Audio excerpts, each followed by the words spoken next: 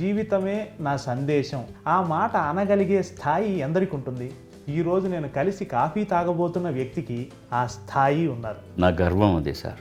ఇంత సింప్లిసిటీ ఎలా సాధ్యపడుతుంది సార్? బహుశా నా రక్త కణాల్లో ఉందేమో అది. నాకు వచ్చిన చాలా అవార్డులు రివార్డుల కంటే కూడా ఎవరైనా ఇలాంటి మాట అన్నప్పుడు నాకు భారతరత్న 10 వచ్చినంత ఆనందపడతాను నేను. రాజ్ కుమార్ గారికి పాడే అవకాశం వచ్చిందా అండి? ఇది కాదు గొప్ప విషయం. రాజ్ కుమార్ గారు నాకు పాడారు. జేసుదాస్ గారి ప్రయాణం, మీ ప్రయాణం దాదాపు ఒకే కాలంలో జరిగింది. అంటే మీ మధ్య పోటీ ఉందా? కొన్నాళ్ళు చెప్పడానికి నేను ఇబ్బంది పడేవాడిని. మిగతా వాళ్ళు కోపం వస్తుందేమో. పెద్ద సంగీత విద్వాంసులు, సంప్రదాయ సంగీతం పాడేవాళ్ళు సినిమా పాటను చాలా చిన్నతనంగా చూస్తారు. అది సరికాదు. సినిమా పరిశ్రమలో ఎవరికి ఫేవర్ చేయరు. ఇళయరాజా నన్ను పోషించడానికి నాకు అవకాశం ఇవ్వగల. మీరు అనుకుంటున్న ఈ హీరోలందరూ ఇప్పుడు నా చేత ఎందుకు పాటించుకోవట్లేదు? ఇది నేను కంప్లైంట్గా చెప్పట్లేదు, నేను కెమెరా వంక చూసి చెప్తాను. మీ తాలూకు జీవితం తాలూకు గాఢతే మిమ్మల్ని కళాకారులుగా ఈ స్థాయికి తీసుకెళ్ళింది కదా. బాలసుబ్రహ్మణ్యం పాడిన పాట ఎంజీఆర్కి నచ్చలేదు, అందుకని ఆ పాటను తీసేశారు అని కొంచెం దీన్ని సీరియస్గా తీసుకొని, ఎంత గొప్ప జన్మనిచ్చావు దేవుడా, దేవుని కోరుకుంటాను నాకు మళ్ళీ బాలసుబ్రహ్మణ్యంగానే జన్మేమని.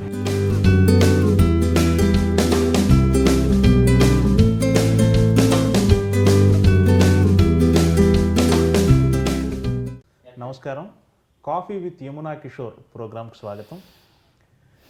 ఈరోజు మనం కలుసుకున్న వ్యక్తిని గురించి చెప్పే ముందు నేను ఒక విషయం మీతో పంచుకోవాలనుకుంటున్నాను. నా జీవితమే నా సందేశం అని మహాత్మా గాంధీ అన్నారు. ఆ మాట అనగలిగే స్థాయి ఎందరికి ఉంటుంది?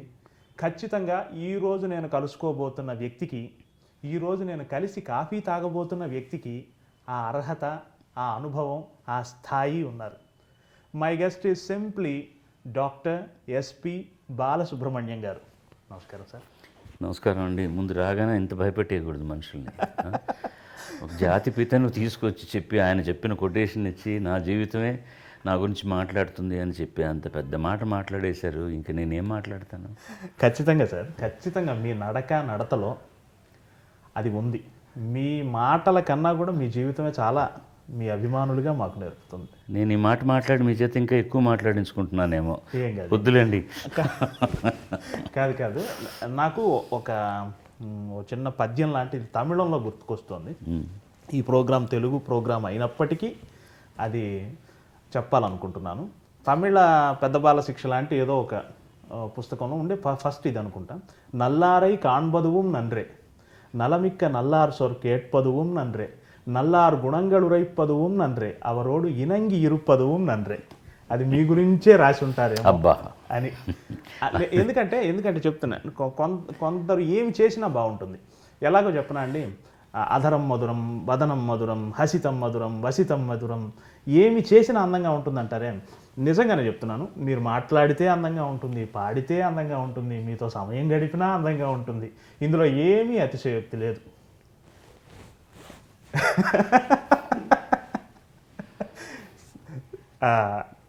ఇది కూడా మీ స్పందనగానే భావిస్తాను.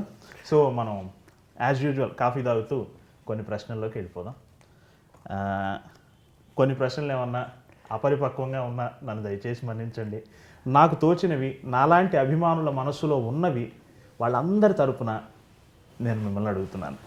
ముఖ్యంగా అండి, మీ నుంచి అందరం మేము ఎక్కువ మా అభిమానులు మాట్లాడుకునేది, ఇంత సింప్లిసిటీ ఎలా సాధ్యపడుతుంది సార్?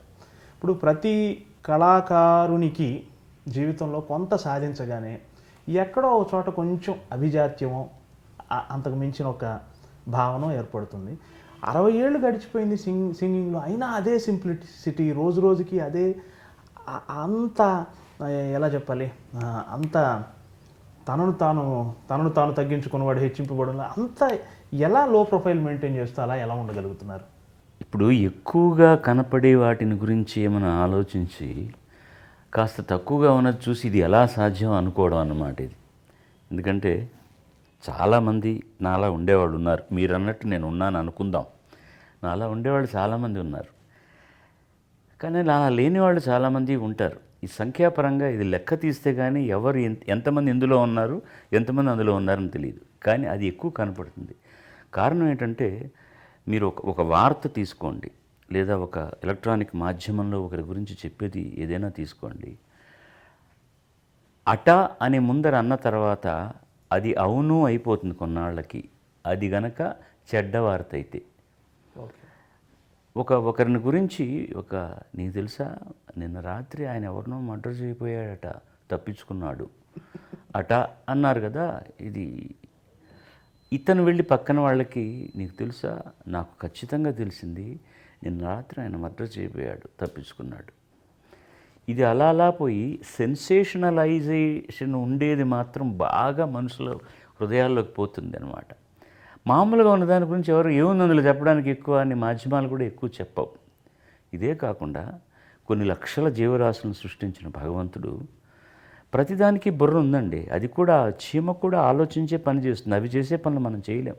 అది మోసే బరువు దాని శరీరానికంటే కొన్ని వందల రెట్లు ఎక్కువ ఉన్నా కూడా మోస్తుంది.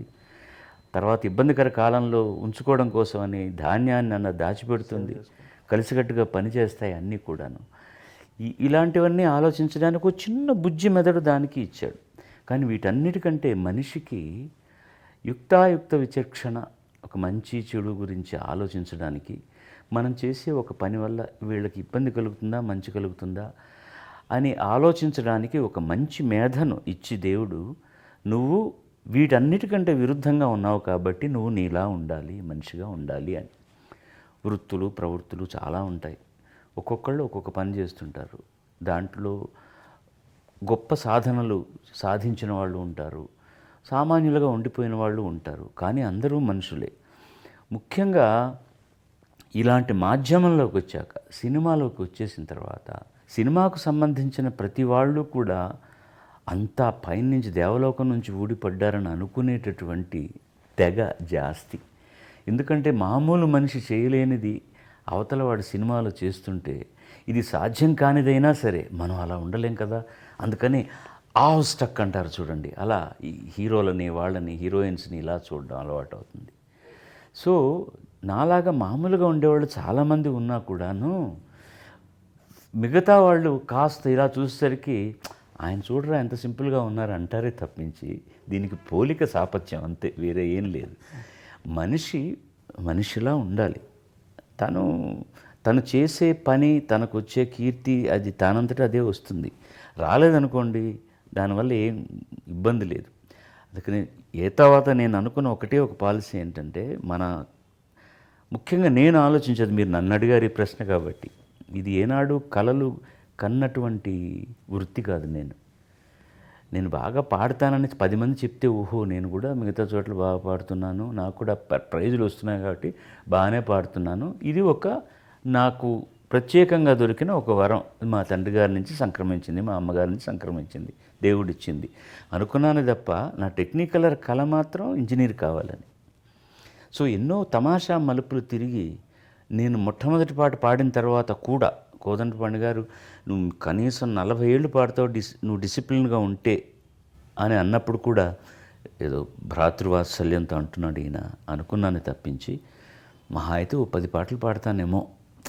ఇప్పుడు ఘంటసాల గారు, పిబి శ్రీనివాస్ గారు, అప్పుడే పరిచయమైన యేసుదాస్ గారు, వీళ్ళందరూ ఉండగా ఈ కుర్రవాడిని సంగీత పరిజ్ఞానం అంటే వ్యాకరణం తెలియని వాడిని ఎవడు ఎన్నాళ్ళు పెంచి పోషిస్తారు అని అనుకున్నానే తప్ప, నేను బాగా పాడతానని తెలుసు, కానీ వాళ్ళతో పోల్చుకొని నేను ఆ స్థాయికి రాలేను.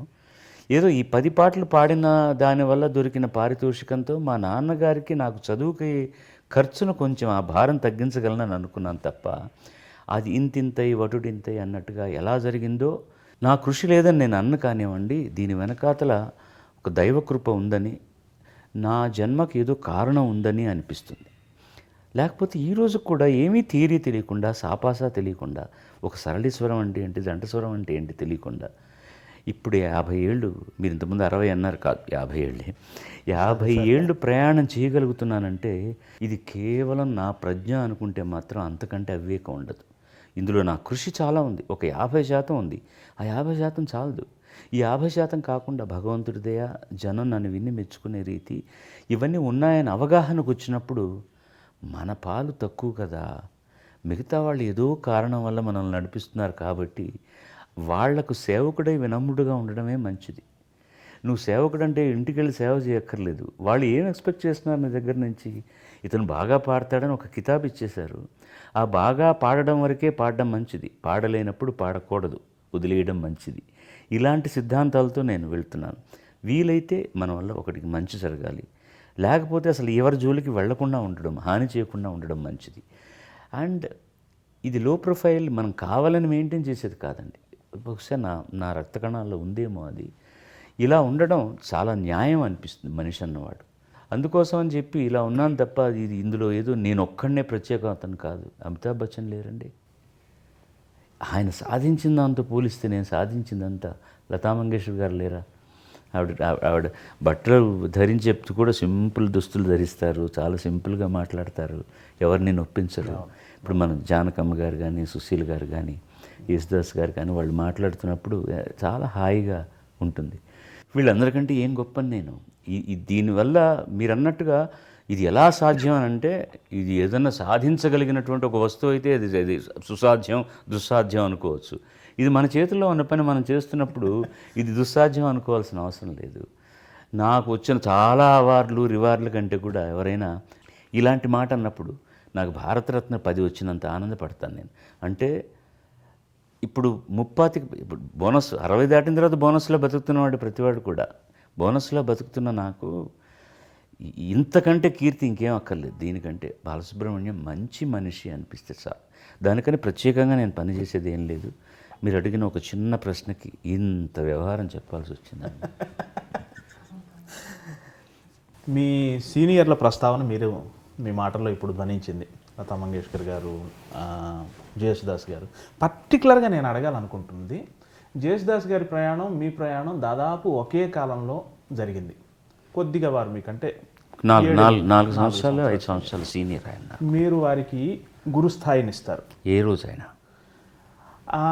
నేను అడిగేది ఏంటంటే, మీ ప్రయాణంలో మీరు వారిని అంతగా వారిని దాదాపు నెత్తిన పెట్టుకునేంత గౌరవం మీకు ఉంది. మీ ఇద్దరి ప్రయాణంలో అది ఎలా, దాన్ని కొంచెం వర్ణిస్తారండి? ఒకే కాలంలో ఒకే సినిమాలో వారి పాటలు ఉండేవి, మీరు మీ పాటలు ఉండేవి. అంటే మీ మధ్య పోటీ ఉందా అని అపరిపక్వంగా నేను అడగను, కానీ ఇది అడగను అంటూ అడిగేశారు కదా. అంటే ఆ అందమైన ప్రయాణం గురించి చెప్పండి సార్. ఇప్పుడు మేమిద్దరం ఒకే సినిమా పరిశ్రమలో ఉన్నా కూడా చాలా దగ్గరగా ఉన్న నాళ్ళు చాలా లేటర్గానే వచ్చింది. ఓకే. ఎందుకంటే మేము అప్పుడు కలిసి పాడిన పాటలు తర్వాత కంటే మొదట్లో రోజుల్లో 2, 3 ఉండేవి అంతే. ఆయన చూసి నేను భయపడేవాడిని.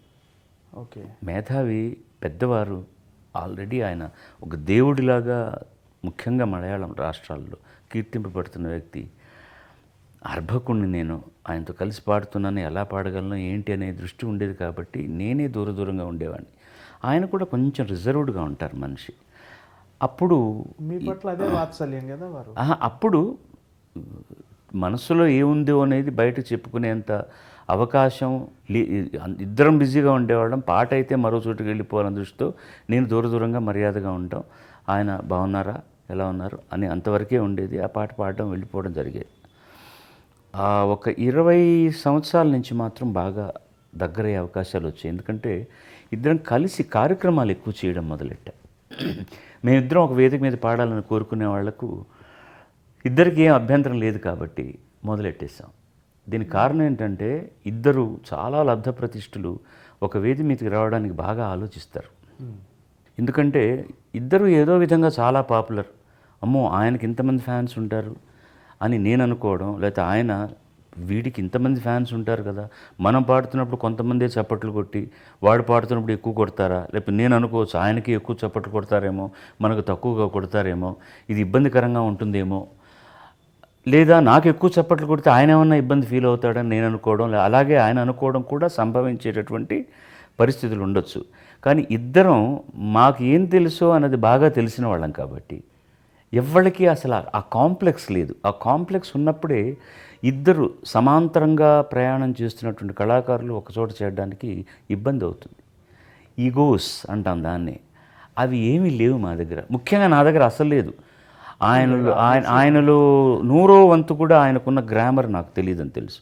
నేను బాగా పాడతాను, అప్పుడు ఆయనకంటే నేను తక్కువ చేసుకొని చెప్పడం కాదు.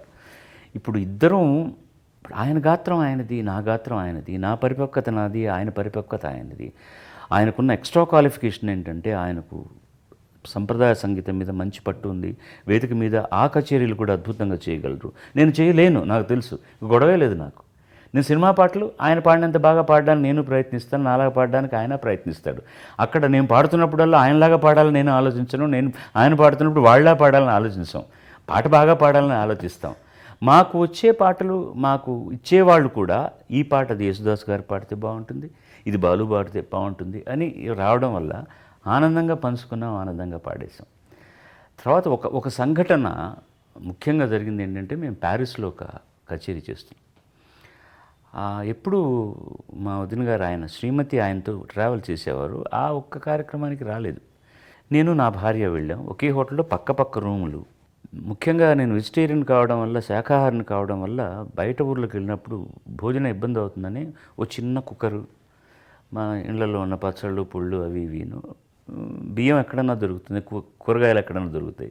పొద్దున ఎక్కడో మార్కెట్లో కొనుక్కోవడం, హోటల్లో ఆ కుక్కర్ పెట్టుకొని చేసుకొని పెరుగు దొరుకుతుంది, హోటల్ మీద డిపెండ్ కాకుండా తినడం. Very good. ఆయన నాన్ వెజిటేరియన్ తింటారు ఆయన. సో ఆయన 8 గంటల కార్యక్రమం 7ంటికి హోటల్ నుంచి వెళ్తూ ఆ కార్యనిర్వాహకులకు ఆయనకి ఏం కావాలో చెప్పి నా రూమ్లో ఉంచండి, ఆ టైంకి హోటల్లో దొరుకుతుందో లేదో అని చెప్పవలసినని చెప్పారు. మాకు ఆ ఇబ్బంది లేదు కాబట్టి మాకేం అక్కర్లేదే, చేసుకుందాం అన్నాం. 11:30కు కార్యక్రమం అయిన తర్వాత వచ్చాం. మంచి చలికాలం. ఆయన గుడ్ నైట్ అబ్బాయి అన్నారు, రూమ్లోకి వెళ్ళిపోయారు. నేను గుడ్ నైట్ అన్నగారు అని మా రూమ్లోకి వచ్చాం. వచ్చి కూర్చుని అప్పుడు ఒక హాఫ్ అన్ అవర్లో వంట అయిపోయింది. ఆ పక్క రూమ్ తలుపు ఎవరు తట్టినట్లేదే అని నాకు, ఎందుకంటే ఈజీగా వినపడుతుంది. ఆయనకి ఎవరన్నా భోజనం తెచ్చిచ్చేవాళ్ళు ఉన్నారా లేదా, ఎవరు రాలేదని అర్థమైపోయింది. ఆయనకు ఫోన్ చేసి డిస్టర్బ్ చేయడం ఎందుకని, నేను ఆ కార్యక్రమం నిర్వాహకుడి నంబర్ నా దగ్గర ఉంది కాబట్టి ఆయన్ను అడిగితే, మేము చెప్పామండి ఎవరికోను అని నీళ్లు నవ్వులుతున్నాడు. నాకు అర్థమైపోయింది, మర్చిపోయారు వీళ్ళు, అక్కడ భోజనం పెట్టలేదు అని. నేను మా ఆవిడ కలిపి ఒక 4 ముద్దలు ఈ పొడివి అవి కలిపి ఒక ప్లేట్లో నేను రూమ్ సర్వీస్ అని తలుపు తట్టాను. ఆయన ఆల్రెడీ నిద్రపోతున్నారు. తలుపు తీశాడు.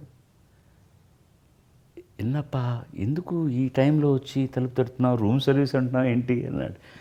లేదు అన్నగారు, మీ తలుపు ఎవరు తట్టినట్లేదు, మీకు భోజనం వచ్చిందో లేదో, మర్చిపోయినట్టున్నారు, ఏం చేస్తాం, మంచినీళ్ళ దగ్గర పడుకున్నాను అన్నాడు. మీకు నచ్చుతుందో లేదో ఏదో ఇక్కడ చేసుకున్నాం అంటే, ఆయన అది తింటూ కళ్ళ నిండా జలజల కళ్ళనీళ్ళు కారాయి. జీవితంలో ఆకలంటే బాగా తెలిసిన వాడిని, చాలా కష్టపడి వచ్చాను, ఎన్నో దేవాలయాలు తిరిగాను, అందరూ దేవుళ్ళ మీద పాడాను, ఇంత చక్కటి ప్రసాదం నాకు జీవితంలో ఎప్పుడూ దొరకలేదు నాయన అన్నారు. ఆ రోజు నుంచి నాకు ఇంకా బాగా దగ్గరై, నా తమ్ముళ్ళ కంటే ఎవరు ఎక్కువ మొట్టమొదటి వాడేవాడంటే బాలసుబ్రహ్మణ్యం. ఈయన ప్రతి సభలో చెప్తారు అది ఆయన. అప్పటి నుంచి మేము ఇంకా దగ్గరగా. అంతకు మునుపు ఒక వృత్తిరీత్యా ఆయన ఒక మంచి పాట పాడితే, ఇంత మంచి పాట మనకు దొరకలేదే నేను అనుకుంటాను కాబట్టి అది నాకు తెలుసు. అలా నా పాట గురించి ఆయన అనుకున్నారో లేదో తెలియదు. కానీ ఇద్దరికీ ఒకళ్ళ మీద ఒకళ్ళకి మంచి గాయకులు ఉన్న ఒక మర్యాద ఉన్నది. అది ఆ సౌభ్రాతృత్వం ఇంకా ఎక్కువగా పరిమళించడానికి ఈ సందర్భం ఉపయోగపడింది. ఆయన మా నాన్నగారు దాదాపు 20 సంవత్సరాలు ఉంచా వృత్తి చేసి త్యాగరాజ ఆరాధన ఉత్సవాలు నెల్లూరులో చేసేవారు. పోయిన సంవత్సరం 50 సంవత్సరం. మా నాన్నగారు పరమపదించి 25 ఏళ్ళ పైన అయింది. ప్రతి సంవత్సరం నేను ఒక గాయకుడిని గాయనిమణిని అక్కడికి తీసుకెళ్ళి పాడించడం ఆనవాయితీ. ఈ పోయిన సంవత్సరం అడగంగానే ఆయన వచ్చారు. ఒక్క పైసా తీసుకోకుండా ఆయన వచ్చి ఆ వేదిక మీద నేను ఆయనకు సాష్టాంగంగా ఆయన కాళ్ళకు మొక్కాలని నా కోరిక. మా నాన్నగారు ఇచ్చిన వేదిక అది. ఆయన చలించిపోయారు. నా మీద గౌరవం ఉందని తెలుసు, ఇంతమంది, నువ్వు పెద్దవాడి రా, ఎందుకు నా కాళ్ళకు దండం పెడతా, నేను పెద్దవాడిని, మీరు నాకంటే పెద్దవాళ్ళు కాబట్టి మీ కాళ్ళకు దండం పెట్టడం తప్పులేదు అని ఆయనకు ఒక జ్ఞాపిక ఇచ్చాం. మా నాన్నగారు మొట్టమొదట ప్రారంభించినప్పుడు ఆ వేదిక మీద మొట్టమొదటి పాడినవారు చెంబై వైద్యనాథ భాగవతార్, యేసుదాస్ గారి గురువు గారు. ఆ బొమ్మ చూసి ఆయన చాలా కదిలిపోయి, మా గురువుగారు ప్రారంభించిన వేదిక మీదకి నేను రావడానికి 50 ఏళ్ళు పట్టిందన్నమాట అన్నారు. అంటే ఎంత సంస్కారం ఉన్నవాడు. సో ఆ బేసిక్ సంస్కారం ఉన్నప్పుడు ఏ విధమైన ఇబ్బంది రాదండి మనుషులు, మీరే హాయిగా జరిగిపోతుంది. ఒకవేళ ఇప్పుడు మీరు అన్నయ్యని గురించి అడిగారు కాబట్టి నేను చెప్పాను, మిగతా ఎవరైనా అటు ఇటుగా ఉన్నా కూడా నేను చాలా సర్దుకుపోతాను. వాళ్ళే వీడు ఇంత మంచివాడు ఏంట్రా వీడితో మనం ఇలా పోటీ పెట్టుకున్నాం అనుకునే స్థితికి వచ్చేస్తారు. చాలామంది అలా అయ్యారు. చాలామంది నా మీద విమర్శలు చేసి చివరిదాకా అలా ఉన్నవాళ్ళు ఉన్నారు. నేను దాన్ని పట్టించుకోను. ముందు నాకు తెలియాలి నేను చేస్తుంది కరెక్టా కాదా అని. నేను సరిగ్గా ఉన్నాను అనుకున్నప్పుడు మిగతా వాళ్ళు ఏమనుకుంటే నాకేంటి. నన్ను ఎక్కువ పొగడొద్దని అనేవాడిని, తెగనాడే వాళ్ళ గురించి కూడా నేను పట్టించుకోను. ఈ బయటి ఊళ్ళకి లేదా బయట దేశాలకు వెళ్ళినప్పుడు మీకు ఇటువంటి ఇబ్బందులు ఎదురవుతూ ఉంటాయి కదండి నిర్వాహకుల నుంచి? చిన్న చితగా జరుగుతాయండి, వాళ్ళు మనుషులే, ఏదో మా జరుగుతుంది. వల్లే మీకు ఒక ఇబ్బంది జరిగింది. వీలుంటే ఈ ఇంటర్వ్యూ సందర్భంగా నేను క్షమాపణ కూడా చెప్పుకోవాలనుకుంటున్నాను. ఒకసారి మైసూర్లో మనం షూట్ చేస్తున్నప్పుడు ఆ రోజు భోజనం రాలేదు. మనం ఎక్కడ రామనగర జిల్లాలో మేల్కోటలో షూట్ చేస్తున్నాం. బహుశా అదే మన మొట్టమొదటి రైట్ షూట్. అయితే ఆ రోజు భోజనం రాలేదు. ఏదో బండి ఆగిపోయింది మైసూర్లో. ఆగిపోతే నేను మీ దగ్గరకు వచ్చి చాలా భయంగా చెప్పాను, సార్ భోజనం కొంచెం లేట్ అవుతుందేమోనండి. ఏం పర్వాలేదండి, 2 అరటిపళ్ళు ఉన్నా చాలు అన్నారు మీరు. అది నిజంగా అది మీ సంస్కారానికి సంస్కారం కాదండి. ఇప్పుడు సమస్య వచ్చినప్పుడు ఆ సమస్య కావాలనే వచ్చిందా లేకపోతే అనుకోకుండా జరిగిందా అన్నప్పుడు దాన్ని అనుసరించి మనం పోవాలి. కానీ ఏం సాధిస్తాను అప్పుడు మీ మీద కోప్పడి నేను అంటే భోజనం ముందు చెప్పించాలని తెలీదా, అది జాగ్రత్తగా చూసుకోవాల్సిన డిపార్ట్మెంట్ లేదా, లేనిపోని గొడవ రప్చర్ అయ్యి ఆ తర్వాత వర్క్ సక్రమంగా జరగదండి. మీ మీద నా కోపమే పనిచేస్తూ ఉంటుంది, మీరు నన్ను నిర్లక్ష్యం చేశారన్న భావనే నాలో ఉంటుంది. అందంగా జరగాల్సిన ఒక క్రియేటివ్ ఆర్ట్ చండాలం అయిపోతుంది. ఆ రోజు మేల్కోట దేవాలయ ప్రసాదం మనందరికీ భోజనంగా వచ్చింది. కాసింత పులిహోర, కొద్దిగా పాయసం. అంతకంటే మీరు ఏం భోజనం అరేంజ్ చేసినా నాకు తృప్తిగా ఉండేదా చెప్పండి. అందుకనే జీవితమే అడ్జస్ట్మెంట్ అండి. ఒకరినొకరు అనుసరించకపోతే భార్యాభర్తల మధ్య కానీ, అన్నదమ్ముల మధ్య కానీ, తల్లిదండ్రుల మధ్య కానీ ఏమీ జరగదు. జీవితం అంతా కూడా మనకు చక్కగా సిమెంట్ రోడ్ వేసేసి బిఎండబ్ల్యూనో మెర్సిడీస్లోనో వెళ్ళాలంటే కుదరదు. అడపదడప ఆ బండి కూడా ఆగిపోతుంటుంది, మనమే నెట్టాల్సి వస్తుంది, మనమే ఇంకోటికి సహాయం చేయాల్సి వస్తుంది. అలా తీసుకుంటే ఏది ఇబ్బంది లేదండి, హాయిగా జరిగిపోతుంది. అవును, ఇటువంటి మంచి అభిప్రాయాలు మీ నుంచి వస్తాయి అని నాకు తెలిసే నేను ముందు నా జీవితమే నా సందేశం అనగలిగే అర్హత ఉన్న వ్యక్తిని కలుస్తున్నాం అన్నాను. ఓకే, ఇది 10 మంది కనుక ఇది నన్ను నమ్మి, అది ముఖ్యం.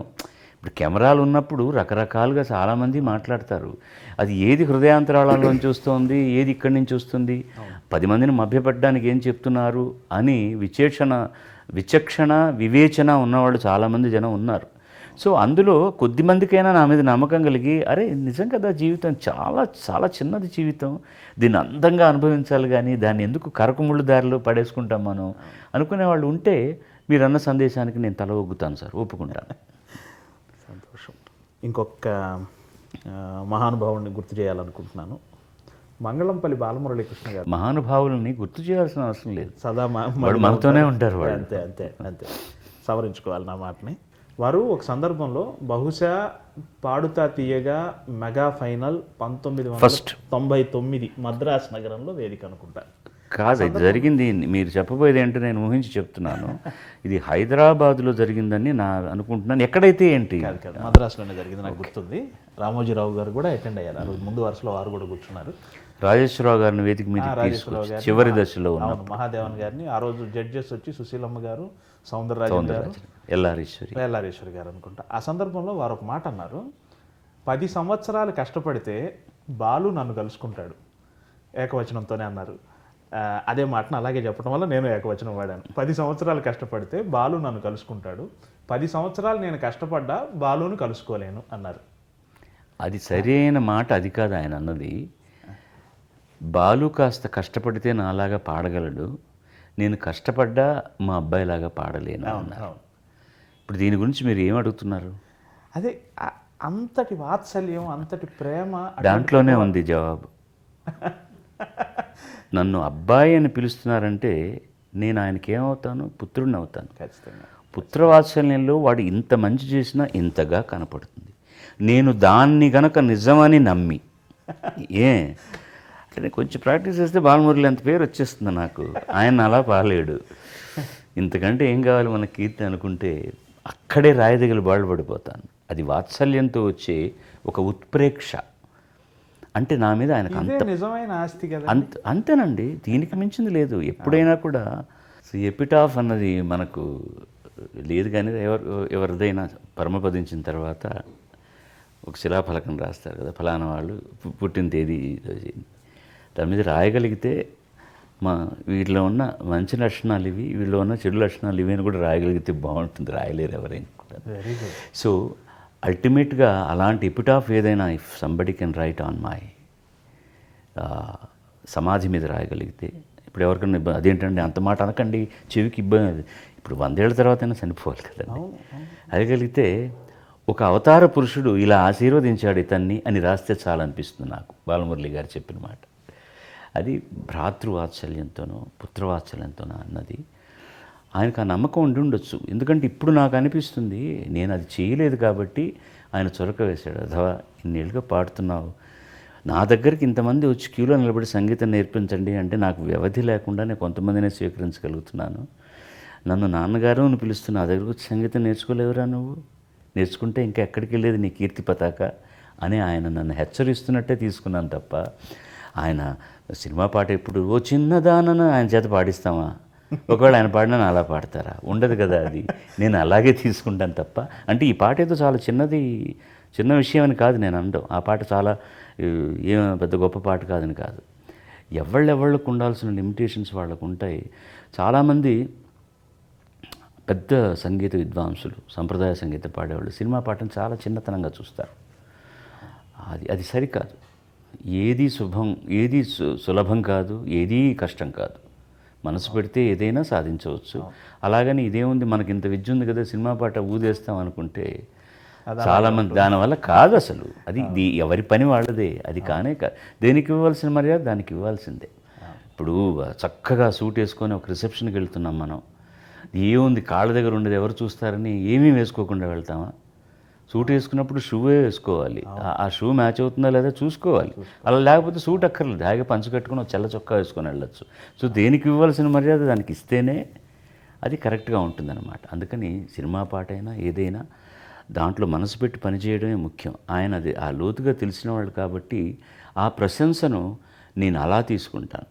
నువ్వు ఎందుకురా ఇంకా సంప్రదాయ సంగీతం నేర్చుకోలేదు అని ఆయన ఒక చిన్న ఝలక్ ఇచ్చారు. అందరి ప్రేమను పొందగలగడం నా అదృష్టం. మంగేష్కర్ గారు మిమ్మల్ని ప్రేమిస్తారు, ఆశా భోంస్లే గారు, సుశీలమ్మ గారు, జానకి గారు, వారి తర్వాత వచ్చిన వీళ్ళంతా మీ తర్వాతి కొద్ది తర్వాత తరం వాళ్ళు, ఇంతమంది ప్రేమని బహుశా ఇంకే కళాకారుడికి ఇంత ప్రేమ నిధి ఉండదేమో కదా. నా గర్వం అదే సార్. నేను చాలా గర్వపడతాను. అది ఎవరికి దొరికి, నేను ఒక కార్యక్రమం అయిన తర్వాత ఎక్కడ కర్ణాటకలో కానీ కేరళలో కానీ ఎక్కడైనా సరే కారు ఎక్కే వరకు అంత కష్టం, వాళ్ళ ప్రీతితోటి నన్ను అంత కష్టపడతారు. ఎక్కి వెళ్తుంటే బారులు తీరి కారుతో పరిగెత్తుకొచ్చి ముసలి ముద్దగా చిన్న నమస్కారం అయ్యా, నమస్కారం అన్న అంటారు. కళ్ళు ఇంకా ధారాపాతంగా దుఃఖం వస్తుంది. ఎంత గొప్ప జన్మనిచ్చావు దేవుడా, కానీ ఎంత కష్టాన్ని ఇచ్చావు దేవుడా, వీళ్ళ రుణాన్ని ఎలాగే తీసుకోగలను. నేను వాళ్ళకంటూ వైయక్తికంగా ఏమి చేయలేదే. నా వృత్తి నేను చేస్తుంటే నేను చేస్తున్నదంతా వాళ్ళ కోసమే అనుకుని పడిగాపులు పడి, మొన్న అయితే శ్రీలంకలో మేము ఈ వరల్డ్ టూర్ చేస్తున్నాం. ప్రతి నెల ఒక్కొక్క దేశానికి వెళ్తాం. అంతకు మునుపు 2 రోజులు బాగా ఎండ కాసింది. ఆ రోజు సాయంత్రం మా కార్యక్రమానికి ముందు ఒక అరగంట కేకే గారు వచ్చి కొన్ని హిందీ పాటలు పాడాలని, విపరీతమైన వర్షం. పాప ఆయనకు మొదలు పెట్టక తప్పదు, చేస్తున్నారు. నేను నా క్యారవాన్లో ఉన్నాను. అంత దీర్ఘంగా అంత లోతుగా నేను ఎప్పుడు భగవంతుని ప్రార్థించలేదు. సరే వర్షం చినుకుల్లాగా జరుగుతోంది. నేను బయట నన్ను రమ్మన్నారు, వెళ్దామండి అంటే, జనం ఉన్నారా అన్నారు.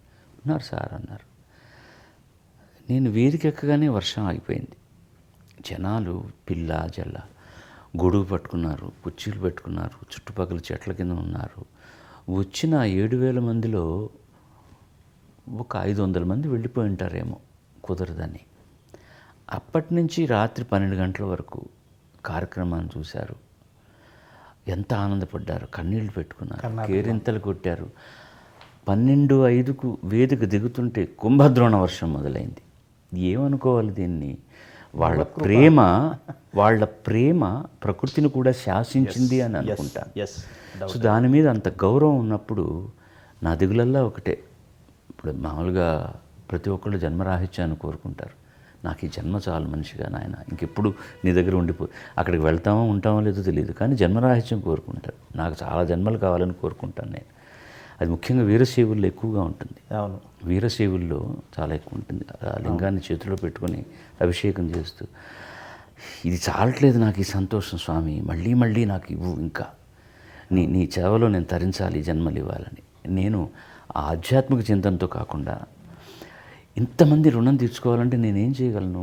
ప్రతి ఇంటికి గడపకు వెళ్ళి నేను సాష్టాంగ నమస్కారం చేయలేను. నేను బాగా పాడాలి, వాళ్ళకి ఇంకా సంతోషాన్ని ఇవ్వాలి.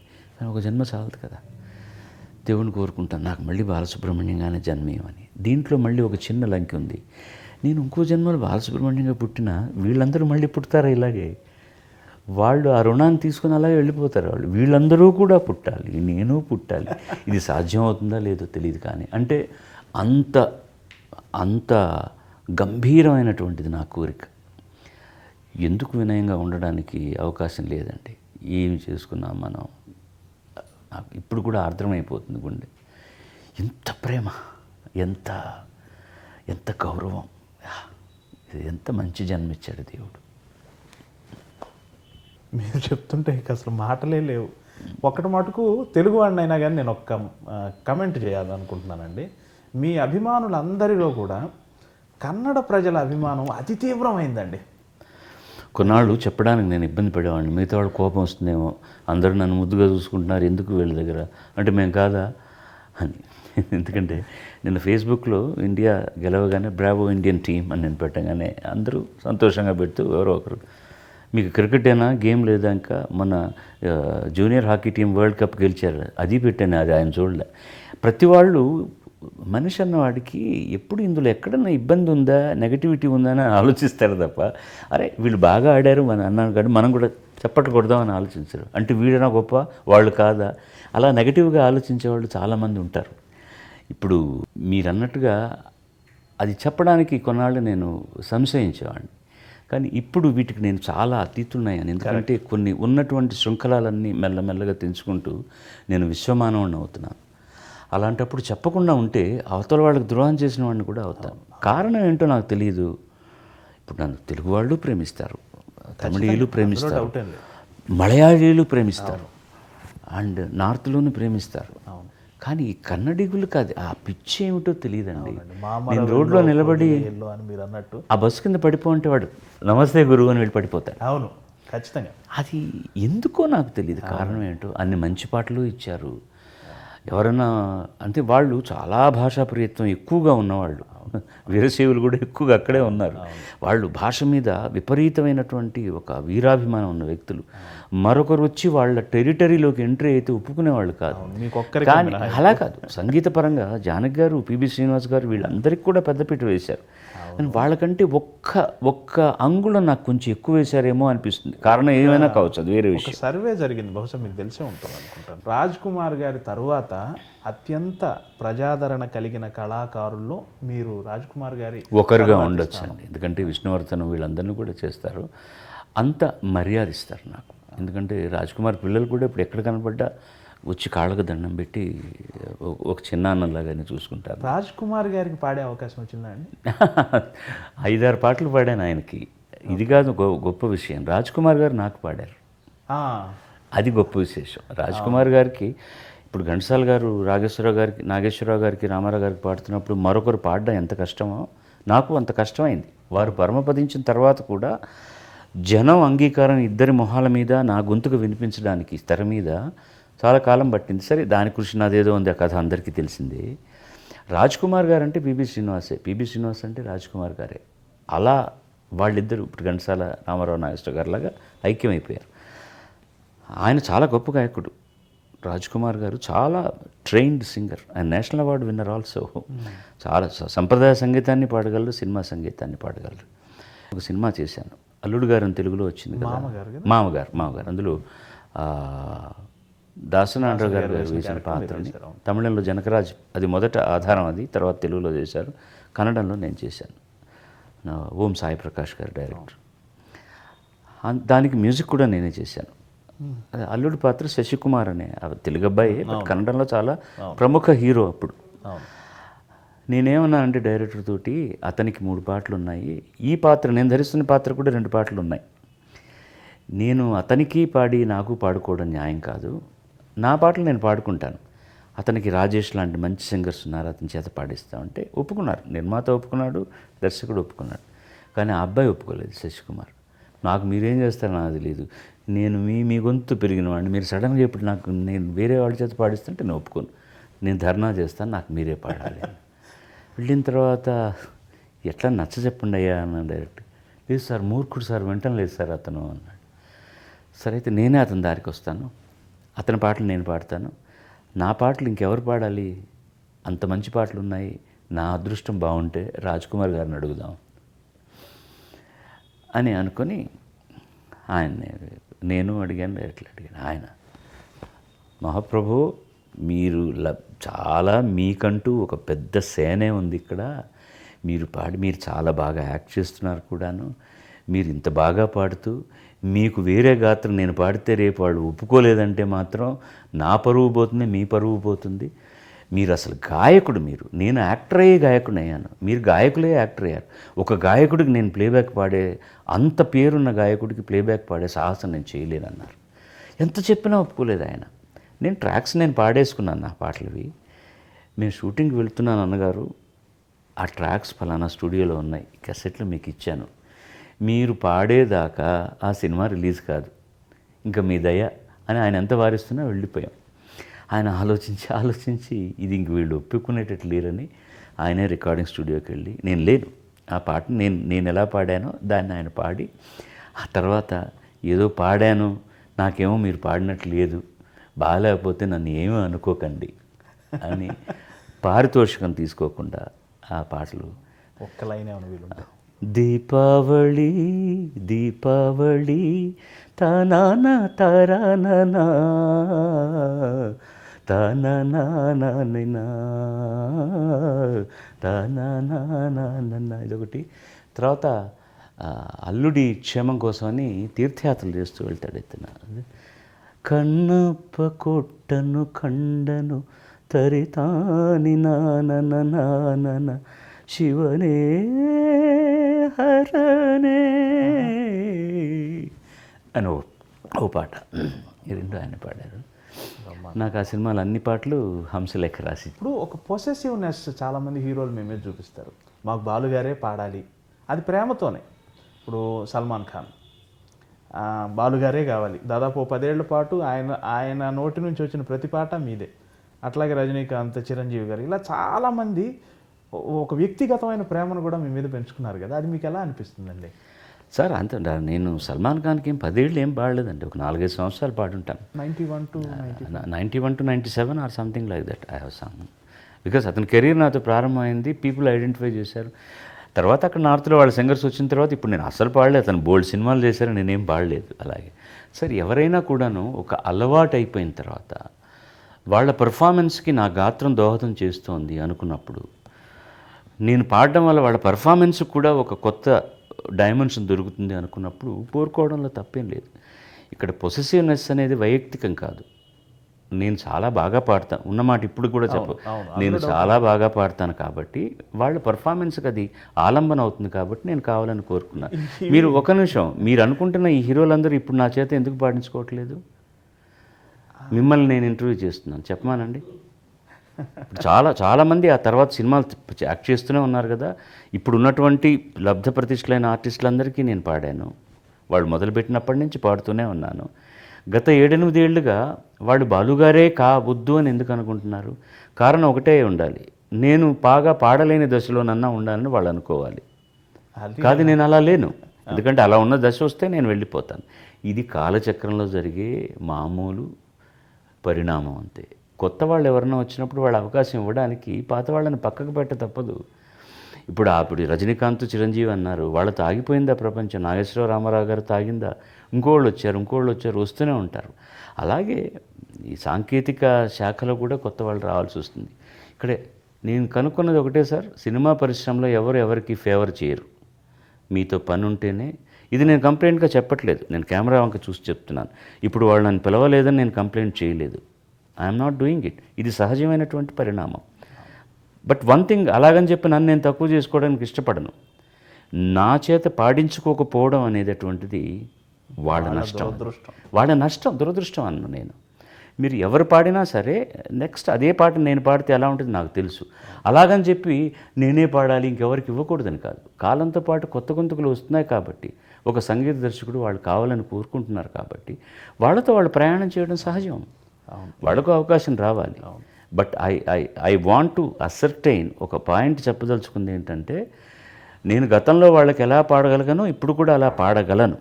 ఇప్పుడు నేను పాడలేకపోవడానికి కారణం ఏంటంటే ఈ కాలంతో వచ్చేటటువంటి ఒక పరిణామం. అది సహజంగానే తీసుకోవాలి. కాబట్టి నన్ను వీళ్ళు పిలవట్లేదే, నేను పనికిమాలిన వాడినా అనుకోవాల్సిన అవసరం లేదు. But I can definitely say, అది నేను వాళ్ళకు పాడకపోవడం మాత్రం వాళ్ళకు డెఫినెట్గా మైనస్ పాయింటే. అది కూడా నేను ఒప్పుకోకపోతే ఇంకెందుకంటే నేను బాలసుబ్రహ్మణ్యం మీకోసం ఎంజీఆర్ గారు లాంటి వారు ఓ 2 నెలల పాటు, అది మీరు చాలా మొగ్గ దశలో ఉన్నప్పుడే మీకోసం 2 నెలలు ఆగిన చరిత్ర ఉంది. ఆయిరం నిలవేవా. దానికి కారణం మీకు తెలుసు. వీడు పాడకపోతే నా పాటకు నాకు పెర్ఫార్మెన్స్ కుదరదని అనుకునే దశ కాదు అప్పుడు. కాదు, ఎలా ఉంటుందో ఆయనకు తెలియదు. జనంలోకి వచ్చే మొట్టమొదటి పాట ఎలా ఉంటుందో తెలియదు. మీరు అడిగిన ప్రశ్నలోనే సమాధానం ఉంది. అప్పటికి నేను ఇంతవరకు తమిళంలో 1-2 పాటలే పాడున్నవాడిని. దానికి కారణం ఏమిటంటే, నేను చెప్పాను మీకు, చాలామంది ఇంటర్వ్యూలో చెప్పుంటాను తెలుగు ఈ సందర్భంలో కూడా అది నేను చెప్పాలి. కొంతమంది ప్రాతస్మరణీయులు మనం కృతజ్ఞతాపూర్వకంగా అందరికీ వందనం చేయాలి. కాబట్టి నాకు టైఫాయిడ్ వచ్చిన తర్వాత పోస్ట్ పోన్ అయిపోయింది. ఇంకా నన్ను పిలవరు, వేరే ఎవరి చేతనే పాడించుకుంటారు అనుకున్నాను. పాడించడం కూడా న్యాయమే. నాకు మరో పాట ఇవ్వచ్చు. నాకు జ్వరం తగ్గిన తర్వాత మళ్ళీ వారి కారు వచ్చి నన్ను ఇంటికి తీసుకెళ్తే ఇదే పాట రిహార్సల్ చేస్తున్నాం. అడిగే ధైర్యం లేదు నాకు. ఎందుకు ఈ పాటను మీరు షూట్ చేయలేదా? మీరు రాజస్థాన్లో షూట్ చేయాలనుకున్నారు, దీని పర్మిషన్స్, దీంతోపాటు కొన్ని సీన్లు తీయాలి, ఒక 200 మంది జూనియర్ ఆర్టిస్టులు, డాన్సర్లు, అంతమందిని పెట్టుకొని ఈ పాటను తీయకుండా పోస్ట్పోన్ చేయాల్సిన అవసరం ఒక సౌందరరాజన్ గారు దొరకలేదనుకోండి, అప్పుడు నేను ఒప్పుకుంటాను. బాలుడు అనేవాడు 2 పాటలు పాడినవాడే. రికార్డింగ్లో అయిన తర్వాత ధైర్యం చేసి అడిగాను ఆయన్ను, దీనికి కారణం చెప్పగలరా అని. నువ్వు ఇంజనీరింగ్ కాలేజీలో చదువుతున్నావు అన్నావు, వెళ్ళి నీ మిత్రులకు ఫస్ట్ డే రిహార్సల్స్ కాగానే ఈ పాట పాడి వినిపించుంటావు. వాడు మహదానందపడి ఉంటాడు, మావాడు ఎంజీఆర్కి పాడుతున్నాడని. రేపు ఏ కారణం వల్ల అయినా సరే సినిమాలో నీకు వేరే పాట ఇవ్వచ్చు. ఈ పాట నువ్వు పాడకుండా సౌందరరాజను మరొకరు పాడారనుకో, వాళ్ళు ఏమనుకుంటారు? బాలసుబ్రహ్మణ్యం పాడిన పాట ఎంజీఆర్కి నచ్చలేదు, అందుకని ఆ పాటను తీసేశారు అనుకుంటే నీ భవిష్యత్తుకి అది మంచిది కాదు. అందుకని నీకోసం నేను షూటింగే పోస్ట్పోన్ చేసి ఆ పాట నీ చేతే రికార్డ్ చేస్తున్నాను. ఎంతమందికి ఉంటుందండి ఇది?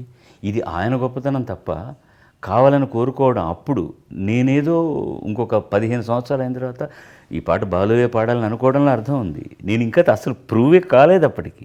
అది ఆయన సంస్కారానికి నిదర్శనం. ఇప్పుడు ఇక్కడ జరుగుతుంది. మీరు ఇంతకుముందు అడిగిన క్వశ్చన్కి ఏంటంటే, ఇది కాల పరిణామంలో వచ్చేటటువంటి సహజమైనది. కొత్త వాయిస్లు వస్తే వాళ్ళకి ఇవ్వాలని అనుకోవడం, అది మ్యాచ్ అవుతుందా లేదా, వాళ్ళు ఎలా పాడుతున్నారని కూడా ఆలోచన లేదు ఇప్పుడు. ఎందుకంటే ఒక పాట పట్ల ఉండేటటువంటి అవగాహన, ఒక పాట తయారు చేసే తీరు, రికార్డ్ చేసే తీరు, పిక్చరైజ్ తీరు అన్నీ కూడా మారిపోయాయి ఇప్పుడు. అందుకని దాని గురించి మనం ఏం బాధపడాల్సిన అవసరం లేదు.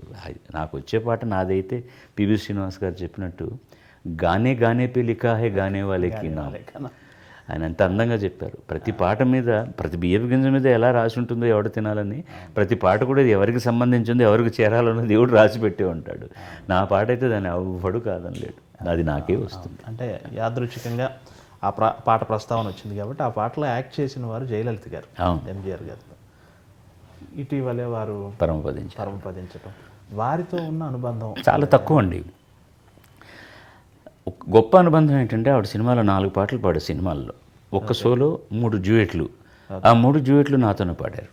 అలాగా మొన్న దుబాయ్లో మేము ఆవిడ పరమపదించిన తర్వాత ప్రోగ్రాం చేస్తున్నప్పుడు వారి కోసం కాస్త ప్రార్థన చేసి మొట్టమొదటి పాట వారితో నేను కలిసి పాడిన పాటతోనే మొదలెట్టాం అనమాట. అలాగా ఆవిడకి ఒక ట్రిబ్యూట్ లాగా. సో అక్కడ ఆ రికార్డింగ్ థియేటర్ వరకు పరిచయం. ఎప్పుడైనా ప్రయాణం చేస్తున్న ప్లేన్లో కనబడితే ఎలా ఉన్నారు, బాగున్నారా అని అడగడం వరకే.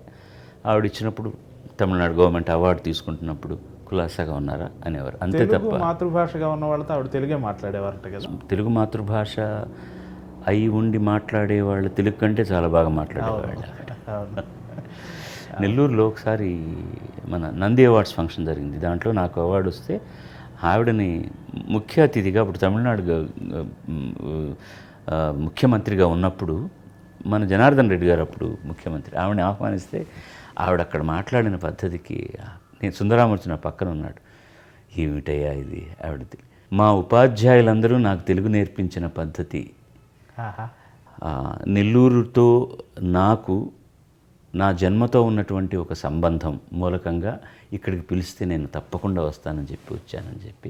వారి తల్లిగారు కొన్నాళ్ళు రంగనాయకులపేటలో వాళ్ళ దాయాదులు ఉన్నారు, అక్కడంతా కూడా అయ్యంగార్ల అగ్రహారం అది, ఓకే. అక్కడ ఆవిడ ఉన్నారన్నమాట. అప్పుడు ఈవిడ చిన్నపిల్లగా ఉన్నప్పుడు కొన్ని సంవత్సరాలు అక్కడ ఉన్నారు. అది ఆవిడ గుర్తు చేసుకొని ఆవిడ చెప్పిన తెలుగు పద్ధతి నాకు భలే అందంగా అనిపించింది అనమాట. అందుకని మొదటి నుంచి కూడా మీరు వారితో పాడిన 3 డ్యూయట్లు తమిళ్ అండి? తమిళే. ఇప్పుడు ఆవిడకి మాతృభాష ఏదని చెప్పాలి, తండ్రి తల్లి ఇద్దరూ అయ్యంగార్లు కాబట్టి ఇంట్లో మాట్లాడుకునే భాష తమిళం. పుట్టి పెరిగిందంతా కర్ణాటకలో కాబట్టి బయట అడుగు పెట్టగానే మాట్లాడే భాష కన్నడం. తెలుగు సినిమాల్లో నటించారు కాబట్టి ఆవిడకి తల్లిగారి ద్వారా సంక్రమించిన తెలుగు భాషను ఆవిడ ఉపయోగించుకున్నారు. ఇంగ్లీష్ చాలా ఫ్లూయెంట్గా అత్యద్భుతంగా మాట్లాడగలిగిన ఒక విదుషి ఆవిడ. సో కొన్నాళ్ళ తర్వాత మన మాతృభాష ఏమిటని కళాకారులకు మర్చిపోతాం మనం. మర్చిపోవడం ముఖ్యం. అవును. అందుకని నన్ను ఎవరు అడిగినా కూడా మాతృభాష ఏంటంటే సంగీతం అని చెప్తాను. అవును. ఈ మధ్య రష్యా ప్రోగ్రాంలో కూడా మీరు అదే చెప్పారు. సార్, నేను యూట్యూబ్లో ఒక వీడియో చూశాను. మీరు జాప్నాలో హెలికాప్టర్ ఆర్ చాపర్ దిగుతూ ఉంటే మీరు గంగయ్య అమరన్ గారు ఒక జన ప్రవాహం లాగా వచ్చి మిమ్మల్ని స్వాగతించడం. బహుశా మీరు జాప్నా ఫస్ట్ టైం వెళ్ళారు అనుకో. వెరీ ఫస్ట్ టైం అండి. శ్రీలంక వెళ్ళి ఉంటారు కానీ జాప్నా శ్రీలంకలో ఎక్కువసార్లు కొలంబో అలాంటి చోట్ల కార్యక్రమాలు జరిగాయి కానీ గత 30 ఏళ్ళుగా వెళుతూ రావడం జరుగుతుంది. ఈ ఇబ్బందికరమైన పరిస్థితులు అక్కడ సివిల్ వార్ జరుగుతున్న సందర్భంలో వెళ్ళడం అనేటువంటి 15 ఏళ్ళుగా జరగలేదు. అది ఎలా అనిపించింది అంతా? అది ఇవన్నీ అండి జీవితంలో చాలా మనం ఎవరం అని తెలియజేస్తాయి. మనం చేస్తున్న పనికి ఎంతమంది స్పందిస్తున్నారు, కారణం ఏమిటి అని ఆలోచించినప్పుడు జన్మ సార్థకమైంది అనిపిస్తుంది. వాళ్ళు చివికి చితికిపోయినటువంటి తమిళ కుటుంబాలు ఉన్నాయి అక్కడ. ముఖ్యంగా యుద్ధం ఎక్కువగా జరిగింది అక్కడ. అక్కడి నుంచి రెక్కలు తగిన పక్షుల్లాగా ఒంటి రెక్కతో ఎగిరి ఎక్కడెక్కడో దేశాంతరాల్లో వెళ్ళిపోయి వాళ్ళ బతుకుతున్న వాళ్ళు, వాళ్ళ తాలూకు ఉండిపోయిన వాళ్ళు, మళ్ళీ తిరిగి వచ్చిన వాళ్ళు అక్కడ ఉంటూ సాంస్కృతిక కార్యక్రమాలకు దూరం అయిపోయారు. ఒక రేడియో టెలివిజన్ తప్ప వాళ్ళకు వైయక్తికంగా ఆర్టిస్టులను చూసే అవకాశం రాలేదు. దానికి బోలెడు కారణాలు వచ్చాయి. ఒక్కోసారి ఎవరన్నా వెళ్దామన్నా కూడాను ఇంకా తమిళీయులకు అక్కడ రావాల్సినటువంటి గౌరవం రాలేదు కాబట్టి ఎవరు వెళ్ళకూడదని ఆంక్షలు విధించిన కొన్ని సంస్థలు ఉన్నాయి. ఇలాంటివి జరుగుతున్న సందర్భంలో వాళ్ళకి దొరకలేదు. ఈసారి కూడా నేను వెళ్తున్నప్పుడు కొంతమంది మీరు వెళ్ళొద్దండి, ఇది ప్రభుత్వం, వాళ్ళకి మేము చాలా మంచి చేస్తున్నామని అడ్వాంటేజ్గా మాట్లాడడానికి మీ కార్యక్రమం దోహదం అవుతుందంటే నేను ఒకటే చెప్పాను, నేను ఇవన్నీ ఆలోచించట్లేదు. ఇప్పటికీ 3 నెలల నుంచి పబ్లిసిటీ జరుగుతోంది. It's a sold out show. ఆ టికెట్లు కొనుక్కున్న తమిళీయులు ఎవరైనా ఒక్కరైనా సరే నాకు ఒక ఉత్తరం రాసి మీరు రావద్దు సార్ అని అంటే నేను వెళ్ళను. లేకపోతే ఎంతమంది నన్ను నియంత్రించినా నేను వెళ్ళి తీరుతానన్నాను. నేను వెళ్ళిన దానికి కారణం కనిపించింది. ఎందుకంటే కొలంబో నుంచి దాదాపు 6 గంటల ప్రయాణం బై రోడ్ వెళ్ళాలి. టైం సేవ్ చేయడం కోసం నా కోసం హెలికాప్టర్లో తీసుకెళ్ళారు. అది కూడా ఒకసారి వెళ్ళడానికి మధ్యలో అనురాధపురంలో దిగి రీఫ్యూయల్ చేసుకోవాలి, మళ్ళీ వెళ్ళాలి. జనం వాళ్ళు ఎక్కడో ఒక సెక్యూర్డ్ ఎయిర్పోర్ట్లో దించుతారు నన్ను అని అనుకున్నాను తప్ప, ఇప్పుడు ఒక పెద్ద స్కూల్ ఉంది అక్కడ, ఆ స్కూల్లో తప్ప హెలిప్యాడ్ ఉండడానికి అవకాశం లేదు. పైనుంచి చూస్తున్నప్పుడు ఇంత జనం ఉన్నారు కదా, పోలీసులు ఉన్నారు కనపడుతున్నారు, కాకి యూనిఫామ్ నియంత్రిస్తారు అనుకున్నా. దిగి వెళ్ళే వరకు ఆగారు, ఎందుకంటే చాపర్ కాబట్టి వాళ్ళకు భయం ఉంటుంది. ఇక ఆ తర్వాత ఏ పోలీసులు నియంత్రించలేకపోయారు, కట్టుదిట్టం చేయలేకపోయారు. పట్టున్నారు, ముద్దు పెట్టుకుంటున్నారు, తాకుతున్నారు, ఏడుస్తున్నారు, అన్నీ చేస్తున్నారు. నేను ఇలా వెళ్ళిపోయాను. మిగతా వాళ్ళు ఏదో కర్రలు తీసుకొచ్చేది ఇదే వదలండి అది ఇది అంటున్నారు. నేను ఏం పర్వాలేదు లేండి సార్, ఎవరు మీద పడి తొక్కారు నన్ను అని అలా వెళ్ళి కారు ఎక్కబోతూ కారు మీదకి ఎక్కి అందరికి నమస్కారం పెట్టి వెళ్ళాను. వాళ్ళు profusely they apologise to me, the security కానీ మిగతా వాళ్ళందరూ కానీ మేమేం చేయలేకపోయాం సార్, సారీ మీకేమన్నా ఇబ్బంది కదని చాలా ఎంజాయ్ చేశానయ్యా. నేనేమిటో నాకు చెప్పారు వాళ్ళు. నేను ఇవాళ రావడానికి కారణం ఏంటో నాకు బాగా తెలిసింది. నేను రావడం వల్ల వాళ్ళు ఎంత ఆనందపడుతున్నారో తెలిసింది. ఇంతకంటే కావాల్సిన అవసరం లేదు. సముద్రం బ్యాక్డ్రాప్గా ఉంటుంది స్టేజీ, ముందర సముద్రం అంత జనం ఉన్నారు, అంత బాగా ఎంజాయ్ చేశారు. ఎంత ఆనందం వస్తుందండి ఇది కదా ముఖ్యంగా. ఇప్పుడు కుర్రతనం పొగరలో ఉన్నప్పుడు ప్రోగ్రాం చేసినప్పుడు జనం రావడం, మన రాత్రి ఇంకో ఊరు వెళ్ళడం, ప్రయాణాలు చేయడం. ఇప్పుడు ఇంకా వాళ్ళ కోసం పాడగలగడం, వాళ్ళు రావడం, ఆనందించడం మన ప్రొఫెషన్కి, మన వృత్తికి ఒక పరమార్థం దొరికింది అనిపిస్తుంది. ఎక్కడున్నా వాళ్ళు మనవాళ్ళే కదా సార్. అయ్యా, భారతీయులు అందరం. అవును, సుష్మా స్వరాజ్ ఒకసారి పార్లమెంట్లో అంటున్నారు, సిర్ఫ్ సీమా పార్ హై వే లోగ్ ఇసీలియే హమ్ ఉన్కో ఛోడే. కదా మరి. ఇప్పుడు మొన్న వరకు కలిసే ఉంది. గొయ్యి తీసి ఇలా లాగి అవతల పెట్టేయలేదు కదండి పాకిస్తాన్ కానీ, శ్రీలంకను కాలుతో తన్ని నీళ్ళలో దూరంగా నెట్టేయలేదు కదా. నేను చిన్నప్పుడు రాస్తున్నప్పుడు భారతదేశపు నైసర్గిక స్వరూపము ఎల్లలు అంటే ఉత్తరమున హిమాలయము, దక్షిణమున శ్రీలంక, పడమట అరేబియా సముద్రము, ఉత్తరమున బంగాళాఖాతము అని చెప్పుకున్నాను తప్పించి ఇప్పుడు పాకిస్తాన్ లేని చోటుని ఎక్కడా చెప్పలేదు. అదే గుండె బరువు ఎక్కుతుంది అనమాట. ఇప్పుడు ఆ నైసర్గిక రూపాన్ని చూస్తుంటే వాళ్ళు విడిగా ఉండొచ్చు. ఇది రాజకీయపరమైన తేడా తప్ప జనాల్లో కూడా అది లేదండి. మనం ఏదో క్రికెట్ వచ్చినప్పుడు రాజకీయం గురించి మాట్లాడతాం కానీ వాళ్ళు రావడాలు, ఆనందపడ్డాలు, సంగీతం వినడాలు, సినిమాలు చూడాలు అన్నీ జరుగుతాయి. ఇది కేవలం ఒక రాజకీయానికి సంబంధించిన వివక్ష అంతే. పాకిస్తాన్లో మీకు ఎంతమంది అభిమానులు ఉన్నారు? అదే మీరే చెప్పారు. నూర్జహాన్ ఒకసారి ఒక ఇంటర్వ్యూలో మీ గురించి ఆ దేశపు మల్కియా తరన్నం అని బిరుదు ఆవిడకి, అంటే సంగీత సామ్రాజ్ఞి అని. ఆవిడ లతా మంగేష్కర్నే అన్నారు అలాగా. ఆవిడ ఏ లడక అచ్చాగారా ఆయన ఒక్కటి చాలదు, అంతకంటే ఏం కావాలి. ఒకసారి నేను హ్యాంబర్గ్లోనే ఎక్కడో రోడ్డు మీద వెళ్తుంటే ఒక అతను నన్ను దాటి వెళ్ళి మళ్ళీ వెనక్కి వచ్చి ఆపు ఎస్పీ బాలసుబ్రహ్మణ్యం అయినా అన్నాడు. నేను ఎక్కడో బాంబే నుంచో గుజరాత్ నుంచో ఉన్నవాడని, ఇండి భారతీయుడని అవును అన్నాను నేను. సరే ఏదో కాదర్ ఖాన్ అని ఏదో చెప్పాడు. నేను ఐఎమ్ ఫ్రమ్ పెషావర్, సో మీ అంటే చాలా ఇష్టం, మీ పాటలు చాలా ఇష్టం అన్నాడు. గుండె ఉప్పం కదండి, ఎందుకు కాదు. సంగీతానికి ఎల్లలు లేవు, రాజకీయానికి ఎల్లలు ఉన్నాయంటే. ఖచ్చితంగా. ఇక్కడ విషయం ఏంటంటే ప్రతి రాజకీయ నాయకుడు పార్టీలకు అతీతంగా మిమ్మల్ని అభిమానిస్తారు ఒక కళాకారుడిగా. ప్రధానంగా నేను ప్రస్తావించదలుచుకుంది ఏంటంటే మోడీ గారికి మీ పట్ల ప్రత్యేకమైన అభిమానం ఉంది. మరి బహుశా మీరు ఆ విశేషాలు పంచుకుంటారో లేదో నాకు తెలియదు కానీ స్వచ్ఛ భారత్కి ఆయన ఏరి కోరి మిమ్మల్ని బ్రాండ్ అంబాసిడర్గా పెట్టారు సౌత్ నుంచి. ప్లస్ నేను విన్నది ఏంటంటే ఆయన మీ కళ పట్ల కూడా చాలా అనురక్తి ప్రదర్శిస్తారు, మీ పట్ల చాలా ప్రత్యేకమైన అభిమానం అని విన్నాను. ఇది కొంచెం ఈ నిజానికి కాస్త దూరం అయిన అతిశయోక్తి ఇది. అలాగే ఆయన నా పట్ల మాట్లాడిన 2 ముక్కల వల్ల కానివ్వండి, ఏదైనా కానివ్వండి, ఆయన నా గౌరవం చూపిస్తున్నాను. గౌరవం ఉంది తప్ప అంత ఇంటిమసీ లేదు మా ఇద్దరి మధ్య. ఇప్పుడు ఇక్కడ చాలామంది బ్రాండ్ అంబాసిడర్లో నేను ఒకడిని. దానికి కారణం ఆయన మాత్రమే కాదు, ఇక్కడ ఉన్నటువంటి వాళ్ళని అడిగి ఎవరైతే దానికి మర్యాద ఉంటుందో అడగడం, వెంకయ్యనాయుడు గారు లాంటి వాళ్ళు సంప్రదించినప్పుడు ఫలానా వాళ్ళని చెప్పడం నాకు వచ్చింది. కానీ ఆయన ఏరుకోరి నన్ను పెట్టలేదు దానికి. ఆయన నా పట్ల చూపించిన గౌరవానికి ఒకే ఒకసారి సందర్భంలో ఆయన కలుసుకున్నాను. నిదర్శనం అదే. పోయిన సంక్రాంతి సందర్భంలో మన నాయుడు గారు, వెంకయ్య నాయుడు గారు ప్రతి సంవత్సరం అక్కడ ఒక సంరంభం జరుపుతారు. దానికి అందరు రాజకీయ నాయకులు వస్తారు, పార్టీకి అతీతంగా అందరూ వస్తారు. అక్కడ ఉన్నటువంటి తెలుగు, తమిళ, కేరళ, కన్నడ సంఘాలకు సంబంధించిన వాళ్ళందరూ వచ్చి వాళ్ళ ఓ నృత్యం, ఓ పాట పాడడం జరుగుతుంది. ఆ సందర్భంలో తెలుగులో నేను చేసినటువంటి ఈ స్వచ్ఛ భారత్ గీతాన్ని విడుదల చేయడానికి మామూలుగా ముఖ్యమంత్రి గారు రారు, ఆయన ఎన్నో పనులు ఉంటారు. దీనికనే ఆయన రిక్వెస్ట్ చేస్తే వచ్చారు. ఆయన వచ్చి వేదిక మీద ఒకటే కుర్చీ, ఆయన ఎవరూ కూర్చోలేరు. వేదిక మీద కళాకారులు పర్ఫామ్ చేసి వెళ్ళిపోయేవారు. నాయుడు గారు మైక్ పట్టుకుని ఉంచుకుని వాళ్ళకు ధన్యవాదాలు చెప్పడం జరుగుతోంది. వచ్చిన వాళ్ళందరిని ఆహ్వానించడం జరుగుతోంది. ప్రైమ్ మినిస్టర్ గారు వచ్చారు. నేను ఇంతకుముందు చీఫ్ మినిస్టర్ ప్రైమ్ మినిస్టర్ గారు వచ్చారు. వేదిక మీద ఆయనకు ఒక ఆసనం ఉంది, కూర్చున్నారు.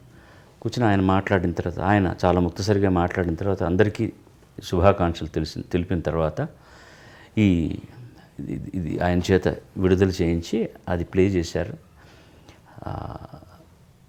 ఆయన నుంచుని ఉన్నారు, నేను నుంచుని ఉన్నాను. నేను ఆయన్ని అయిన తర్వాత ఆ ఉపస్థిత్ కీజియే అన్నాను నేను. ఆప్ బైఠి అన్నారు ఆయన. అక్కడ ఒకటే కుర్చీ ఉంది. ఈ లోపల గబగబా వెంకయ్యనాయుడు పురమాయింపులతో ఇంకో కుర్చీ తెచ్చి వేశారు. అయినా కూడా మీరు కూర్చోండి అన్నాను ఆయన్ని. పెహలే ఆప్ బైఠి అన్నారు. ఇంకొకసారి అన్నాను, మీరు పెద్దలు కూర్చోండి అని, దయచేసి కూర్చోండి అన్నారు. ఇంకా అంత చేయకుండా నేను కూర్చున్న తర్వాత ఆయన మాట్లాడి కూర్చున్నారు. పాట విన్నాం, ఎంత బాగుందో మీ అందరికీ తెలుసు. ఆయన 50 ఏళ్ళుగా పాడుతున్నారని చెప్పారు నాయుడు గారు. ఒక వ్యక్తి ఒక పరిపూర్ణమైన 50 సంవత్సరాలు, ఆయన పరిపూర్ణమైన 50 సంవత్సరాలు వృత్తి జీవితం గడిపాడు అంటే దాని వెనక ఎంత త్యాగం ఉంటుంది, ఎంత కృషి ఉంటుందని నేను గమనించగలను. ఒక కళాకారుడిగా ఆయన ముందు కూర్చోమనడమే న్యాయం. వయసులో కూడా నాకంటే పెద్దవారు వారు, తప్పే ఉంది, అందుకని వారిని కూర్చోమన్నాను నేను. సో దీన్ని బట్టి ఆయన సంస్కారం ఏమిటో మనకు అర్థమవుతుంది. ఇది తప్ప ఇంకా ఆయనతో నాకు ఏ విధమైనటువంటి అనుబంధం లేదు. నేను ఎప్పుడు ఆయనతో వేరే విధంగా మాట్లాడింది లేదు. ఇదే జరిగింది అంతే.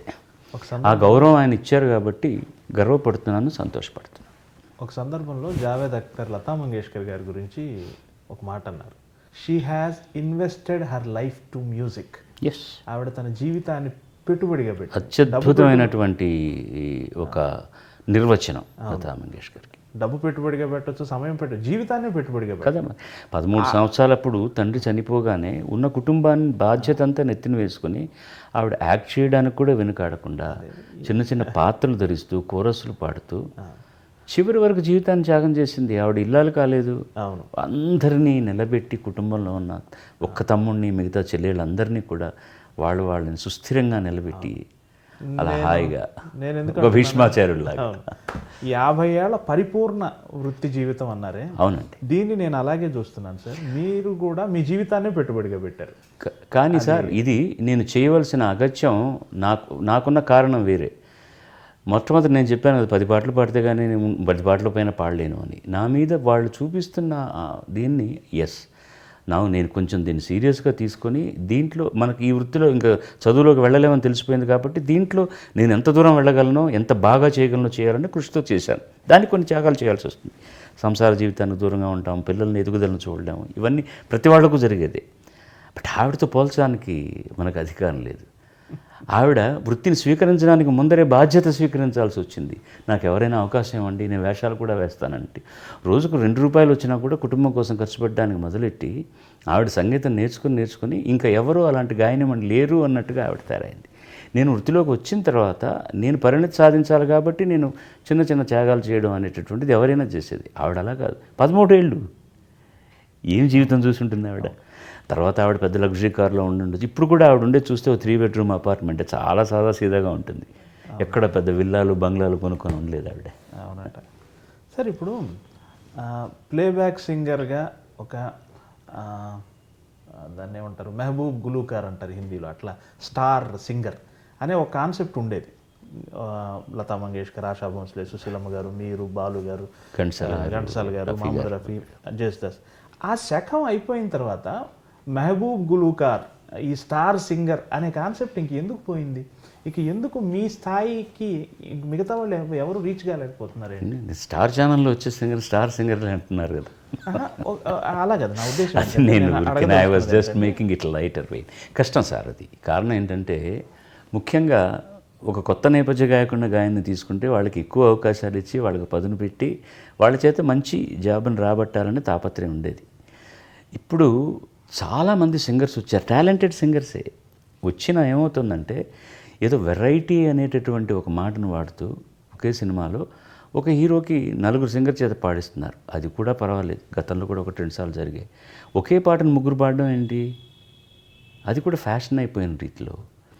ఇంకా ఎలా ఉంటారు? ఒక సినిమాలో 4 పాడంగానే ఇంకో కొత్త వాయిస్ వినిపించగానే వాడి చేత పాడిద్దాం అని వాళ్ళని తీసుకురావడం. లేదా ఇప్పుడు ఏ భాషలో పాడుతున్న వాళ్ళు మరో భాషలో పాడినా తప్పులేదు, ఆ భాషకు న్యాయం చేసినంత వరకు తప్పే లేదు. ఇప్పుడు ఎవరో ఒక పెక్యులర్ వాయిస్ ఒక యాడ్లో వింటారనుకోండి, మనం ఎందుకు పాడించకూడదు అని తీసుకురావాల్సిన అవసరం లేదు. అది ఎప్పుడంటే ఇక్కడ ఎవరైనా ఆ పాటకు అతనిలా న్యాయం చేయలేరు అనుకునే పరిస్థితులు తప్పకుండా పిలుచుకురావాలి. మేమందరం అలా పాడిన వాళ్ళమే కదా మిగతా భాష. నాకు అభిప్రాయం. ఇప్పుడు ఏమవుతోందంటే ఫ్యాషన్ అయిపోయింది. అసలు కొన్నిట్లు కొంతమంది పేరు కూడా తెలియదు మనకు. పాపం వస్తున్నారు, ఓ 10-15 పాటలు పాడి కొద్దిగా సంపాదించుకుంటున్నారు, మళ్ళీ వాళ్ళు మర్చిపోబడుతున్నారు, ఇంకెవళ్ళో వస్తున్నారు. దానివల్ల ఏమీ జరగదండి. ఇప్పుడు త్యాగం అంటే ఎలా జరగాలంటేనండి, మీరు నిజంగా ఒక తరం అయిపోతుంది, ఆ తర్వాత ఇంత మంచి వాళ్ళు రావాలి అనుకున్నప్పుడు వీళ్ళలో ఉన్న బెస్ట్ ఒక 2 అబ్బాయిలని 2 అమ్మాయిలను తీసుకుని వాళ్ళకి ఎక్కువ ఎక్స్పోజర్ ఇవ్వాలి, ఎక్కువ అవకాశాలు ఇవ్వాలి, ఎక్కువ మంచి మంచి పాటలు పాడే అవకాశాలు ఇవ్వాలి. అప్పుడు వాళ్ళు నిలదొక్కుకోవడానికి అవకాశం ఉంటుంది. ఇప్పుడు కేవలం మాధ్యమం ఉంది కదా, దాంట్లో ఏవో కార్యక్రమాలు అందరూ కనపడుతున్నారు, పాపులర్ అవుతున్నారు, సంపాదించుకుంటున్నారు, వెళ్ళిపోతున్నారు తప్ప ఎవరికి ఆత్మసంతృప్తి లేదు. ఇంకొక పాయింట్ ఆలోచిస్తే వాళ్ళు నిలదొక్కుకోవడానికి ఇప్పుడు నాకు వచ్చిన కొత్తల్లో నేనంటే నేనే ఫస్ట్ అన్ని పాటలు పాడిన సినిమా. దాంట్లో ఉన్నటువంటి పాటల ద్వారా అన్ని రకాలు పాడగలడు అని ఒక చిన్న అవగాహన జనానికి, ఒక చిన్న అంగీకారం దొరికింది. ఆ తర్వాత ఏ దివిలో విరిసిన పారిజాతమో, ఇతను సెమీ క్లాసికల్ కూడా పాడగలడు, మామ చందమామ, ఇవన్నీ పాడుతూ పాడుతూ ఆడవి మయూరి, సంస్కృత సమాసాలను కూడా వీడు బాగా ఉచ్చరించగలడు. కాస్త ముందుకు వెళ్ళిన తర్వాత శంకరాభరణం, పాస్పోర్ట్, వీడికి సెమీ క్లాసికల్తో పాటు లలితమైన క్లాసికల్ సాంగ్ సినిమాకు సంబంధించింది కూడా పాడగలడు అని ఒక మాట. అంతకుముందు హలో బాలు అనేవాడు, నమస్కారం అండి అనడం మొదలెట్టారు. కారణం ఏంటి? ఈ పరిణామ దశలో నాకు మంచి మంచి మంచి పాటలు ఇచ్చారు. వాటిని నేను చక్కగా పాడాను, 2 పక్కలా ఉండేది.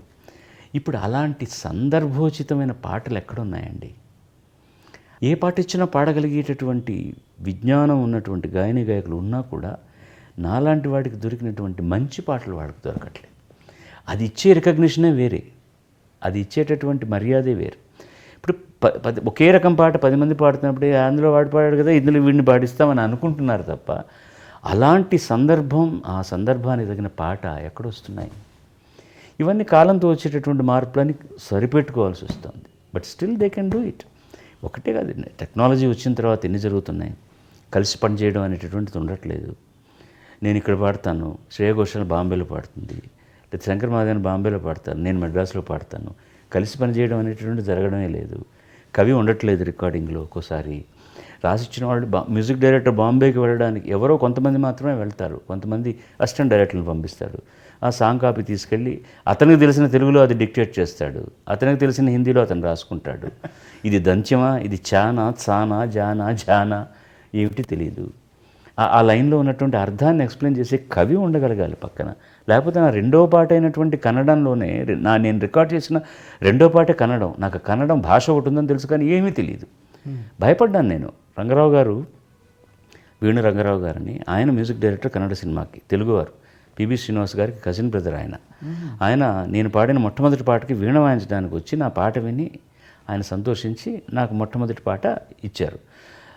పిలిస్తే, అయ్యా నాకు కన్నడం ఎలా ఉచ్చరించాలో తెలియదంటే, నాకు ఇది మొదటి సినిమా కన్నడంలో, నాకు కన్నడ భాష రాదు, కవి ఉంటారు మనకు చెప్తారు, కష్టపడు, నేర్చుకో, పాడు అన్నారు. ఇప్పుడు అలాంటి అవకాశాలు సింగర్స్ కూడా ఇవ్వట్లేదు. ఎవరో నార్త్ నుంచి వచ్చి వాడు ఉచ్చారణ సరిగ్గా లేదని మనం తిట్టడం న్యాయం కాదు కదా. అతను నేర్పించి సరిగ్గా వచ్చే వరకు ఓకే చేసేటటువంటి ఓపిక కావాలి, పాడించగలగాలి. లేకపోతే నన్ను హిందీలో యాక్సెప్ట్ చేస్తారా, నన్ను కన్నడంలో యాక్సెప్ట్ చేస్తారా, మలయాళంలో యాక్సెప్ట్ చేస్తారా, బెంగాలీలో యాక్సెప్ట్ చేస్తారా, మరాఠీలో యాక్సెప్ట్ చేస్తారా? కష్టపడాలి. భాషకు మన అమ్మకి ఇచ్చినంత గౌరవం ఇవ్వగలగాలి. అది ఇప్పుడు ఎలా పాడినా పర్వాలేదు, ఇది వెరైటీగా ఉంది అని. ఒకానొక ప్రొడ్యూసరు మ్యూజిక్ డైరెక్టర్ ఇంకో టేక్ అడుగుతున్నాడు అమ్మాయిని పాడడానికి. ఎందుకండి అది బాగుంది అంటున్నాడు నిర్మాత, దర్శకుడు కూడా. లేదంటే అక్కడ ఒక చోట గాంధారం శృతి చేరలేదు, అది వెరైటీగా ఉంటుంది, వదిలేద్దామంటే ఎట్లా? వెరైటీగా ఉంటుందని అమ్మకు స్విమ్మింగ్ డ్రెస్ వేస్తే బాగుంటుందా? అమ్మ చీర కట్టుకుని బొట్టు పొద్దున్న నాయన లేవరా అంటేనే బాగుంటుంది తప్ప ఒక స్విమ్మింగ్ డ్రెస్లో వచ్చి పొద్దున్న అమ్మ అరే గెటప్ అంటే ఎలా ఉంటుంది? ఏ మర్యాద అమర్యాద దానికి ఇవ్వాల్సింది. నాకు ఒక అభిప్రాయం ఉంది sir, correct me if I'm wrong. ఇప్పుడు మీరు లతా మంగేష్కర్, జానకమ్మ, మీరు ఇంత గొప్ప కళాకారులు నా అభిప్రాయమే సార్ ఇది. మీ వ్యక్తిత్వమే కళ రూపంలో రిఫ్లెక్ట్ అవుతుంది కదా. అవునండి. మీ తాలూకు జీవితం తాలూకు గాఢతే మిమ్మల్ని కళాకారులుగా ఈ స్థాయికి తీసుకెళ్ళింది కదా.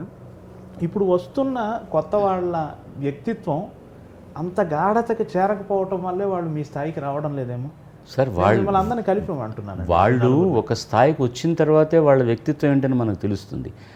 ఆ స్థాయికి రావడానికి ముందరే వాళ్ళని పిందెలోనే తింపేసి అవతల పడేస్తే వాళ్ళ వ్యక్తిత్వం ఏంటని మనకు తెలుస్తుంది. వాళ్ళ వ్యక్తిత్వం ప్రతిఫలింప చేయడానికి అవకాశం ఎక్కువ రావాలి కదా. అలా అతను మంచి మంచి పాటలు పాడినప్పుడే ఓహో ఇతని వ్యక్తిత్వం ఇలా ఉంది కాబట్టి ఇంత మంచి పాట పాడాడు అనుకోవడానికి అతనికి మనం ఆవిడకు మనం అవకాశం ఎక్కడ ఇస్తున్నాం? మీరే ఓ సందర్భంలో అన్నారు ఇక్కడేమీ లేదు ఇక్కడ ఉంది అని. డెఫినెట్గానండి వ్యక్తిత్వం ప్రతిఫలించి తీరుతుంది. నీ నీ గుండె ఎలా ఉందో, నీ మనసు ఎలా ఉందో, నీ బుద్ధి ఎలా ఉందో అది పాటలో కనపడుతుంది. ఆ చిన్న ఈర్ష్య ద్వేషాలు ఉంటే బాగోదండి. నేను ఈ సందర్భంలో ధైర్యంగా ఒక ఎగ్జాంపుల్ చెప్పదలుచుకున్నాను. నా ఎదురుగుండా వచ్చి చేతులు నిలుపుకుంటా ఆహా మీకంటే లేని వాళ్ళు అందరూ అన్నవాళ్ళు వాళ్ళని ఇంటర్వ్యూ చేస్తున్నప్పుడు మీరు ఎందుకండి మీరు బాగానే పాడుతున్నారే అన్నీ బాలసుబ్రహ్మణ్యం పాడారు లేదండి అంత రాజకీయం అండి తొక్కేశారు అని అన్నటువంటి వ్యక్తిత్వం ఉన్నవాళ్ళు అలాంటి వ్యక్తిత్వం ఉన్నవాళ్ళు అక్కడే ఉంటారు అంతే.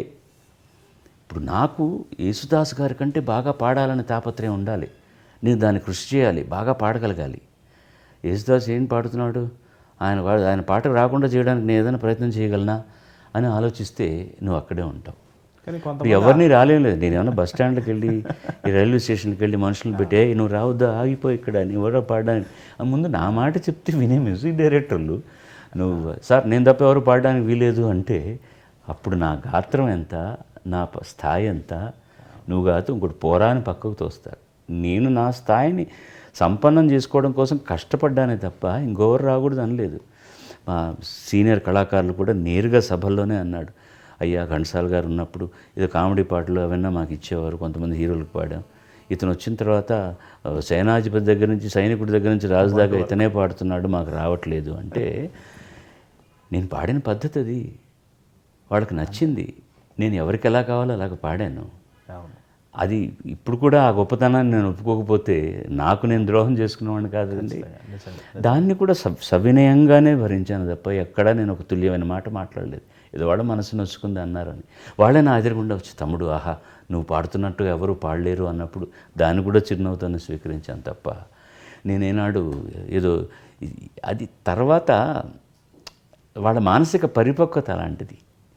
వాళ్ళు మాట్లాడేటప్పుడు ఎక్కడన్నా ఒక కెమెరా మన మీద ఉంది, మీరు ఎక్కువ పాటలు పాడలేకపోయారే బాలసుబ్రహ్మణ్యం గారు పాడుతున్నారు అన్నప్పుడు అయ్యా ఆయన నాకంటే బాగా పాడతాడు, నాకంటే గొప్పవాడు. నేను యేసుదాస్ గారి గురించి చెప్పట్లేదా, బాలమురళి గారి గురించి చెప్పట్లేదా, కిషోర్ కుమార్ గారి గురించి చెప్పట్లేదా, ఉన్నమాట చెప్పడానికి ఏంటి తప్పులేదు. అది చెప్పడానికి ఒక చిన్న ఇన్ఫ్లెక్స్ లోపల ఒక ఇన్ఫీరియారిటీ కాంప్లెక్స్ వచ్చి నేను వాడికంటే బాగా పాడగలను వాడు నాకు అవకాశాలు ఇవ్వకుండా చేశాడు అనడం అపరిపక్వతకు ఒక నిదర్శనం అంతే తప్ప వేరే ఏమీ కాదు. డెఫినెట్లీ ఇప్పుడు మన ఎవరో విమర్శ చేస్తుండే నాలాంటి గాయకుడు ఇక పుట్టడం కష్టం అవుతుంది అని నేను ఒక స్టేట్మెంట్ ఇచ్చి ముగించాను. బాలసుబ్రహ్మణ్యం గారు మీరంటే మాకు చాలా గౌరవం, మీరు చాలా జాగ్రత్తగా మాట్లాడతారు, అంత మాట ఎలా అనేశారు మీరు అని. దాని వెనకాల ఉన్న హృదయం అర్థం చేసుకునేవాడికి తెలుస్తుంది. ఇప్పుడు అలాంటి గాయకుడు పుట్టడానికి అవకాశాలు లేవు. ఫస్ట్ ఆఫ్ ఆల్ వాడు ఉన్నాడో లేదో తెలియాలంటే వాడికి ఎక్కువ అవకాశాలు ఇవ్వాలి. అలాంటి అవకాశాలు రావట్లేదు ఎవరికి. నాకంటే గొప్పగా పాడే చాలామంది గాయనిమణులు గాయకులు నేను సూత్రధారిగా పనిచేస్తున్న ప్లాట్ఫామ్ నుంచి వచ్చారు. చాలా చక్కగా పాడగలిగిన వాళ్ళు, విద్వత్తు ఉన్నవాళ్ళు. అవకాశాలు లేవు వాళ్ళకి. నేను భాషని, భావాన్ని, సంగీతాన్ని నాకున్నంత పరిధిలో నేను దాన్ని బాగా ఆకలింపు చేసుకొని కష్టపడి ఆ భావాన్ని అవి చక్కగా నేను ప్రతిఫలింప చేయడానికి నా గానం మూలకంగా నాకు అవకాశాలు వచ్చాయి. ఇక అలాంటి అవకాశాలు నేను ఒక కవి పనిని చాలా సులభం చేశానండి. అంత మునుపు ఆలోచించేవాడు అనమాట. ఒక పెద్ద సమాసం ఇస్తే ఒక ఆర్టిస్ట్ ఎవరైనా గాయకుడు పాడడానికి ఇబ్బంది అవుతుందేమోనని. నేను పెద్దవాళ్ళని ఎవరిని కించపరుస్తూ కాదు, వీళ్ళు ఆలోచించేవాళ్ళు, వాళ్ళు పాడలేరని కాదు. అందుకని సరళతరంగా రాయించుకోవడం, ఏదైనా ఒక కాంప్లికేటెడ్ ట్యూన్ చేస్తే ఎందుకండి ఇది పాడడం ఇబ్బంది అవుతుంది అని ఆలోచించి దాన్ని సరళతరం చేయడం చేసేవాళ్ళు. నేను వచ్చాక జరిగింది ఏంటంటే ఎంత కాంప్లెక్స్డ్గా ఉన్నా కూడా ఇది డైరెక్టర్ ఏమయ్యా ఇది పాడడం కష్టం, బాలు పాడతాడండి, ఏమైనా ఇది ఉచ్చరించడం కష్టం, బాలు ఉచ్చరిస్తాడండి అనే ఒక నమ్మకాన్ని నేను అది చేశానో లేదో తర్వాత సంగతి. ఒక నమ్మకాన్ని ఒక కవికి ఒక సంగీత దర్శకుడికి కలిగించానంటే నేను ఎందుకు గర్వపడకూడదండి. మిగతా వాళ్ళు ఆ నమ్మకాన్ని కలిగించలేకపోయారు కాబట్టి వాళ్ళకి అవకాశాలు రాలేదు. That's it. ఇందులో రాజకీయమో మరొకటో ఏమీ లేదు. యేసుదాస్ గారు తమిళంలో పాడడం ఉధృతంగా చేస్తున్న రోజుల్లో 2 సంవత్సరాలు నాకు ఒక్క 10 పాటలే దొరికాయి. నేను ఏనాడు డీలా పడిపోలేదు. మిగతా భాషల్లో పాడుతూనే ఉన్నాను నేను. సడన్గా ఎందుకు నాకు పాటలు రాలేదు అని విశ్వనాథన్ గారు ఒక 2 ఏళ్ల తర్వాత రికార్డింగ్ నన్ను పిలిచి ఏమైపోయానో కనపడలేదే అన్నారు. నేను ఎక్కడికి పోలేదండి, మీరు నన్ను 2 ఏళ్ల తర్వాత పిలిచారు అని. ఏమిటి అలా అంటున్నావు అన్నాడు. నిజం అన్నగారు, ఈ 2 ఏళ్ళు మీరు నన్ను పిలిచి మీరు కంప్లైంట్ చేయట్లేదు, మీ మరొక సోదరుడు అద్భుతంగా పాడుతున్నారు కాబట్టి ఎక్కువ పాటలు ఆయన చేత పాడించారు. నన్ను 2 ఏళ్ల తర్వాత మీరు పిలిచారు. ఇప్పుడు నాకు సంతోషంగా ఉంది, అంతే తప్ప ఆయన అసిస్టెంట్ని పిలిచి ఏం నారాయణ నాయర్ బాలను మన 2 ఏళ్ళకి పిలవలేదండి. అవునండి అన్నారు. ఇది ఎలా జరిగింది అబ్బాయి అన్నాడు ఆయన. ఎలా జరగాలో అలా జరుగుతుందండి, ఇది న్యాయంగా జరగవలసిన పద్ధతి. నాకు మీరు ఇప్పుడు పాట ఇచ్చారు, నేను ఈ పాట మీద కాన్సన్ట్రేట్ చేసి నేను బాగా పాడాలి అంతే.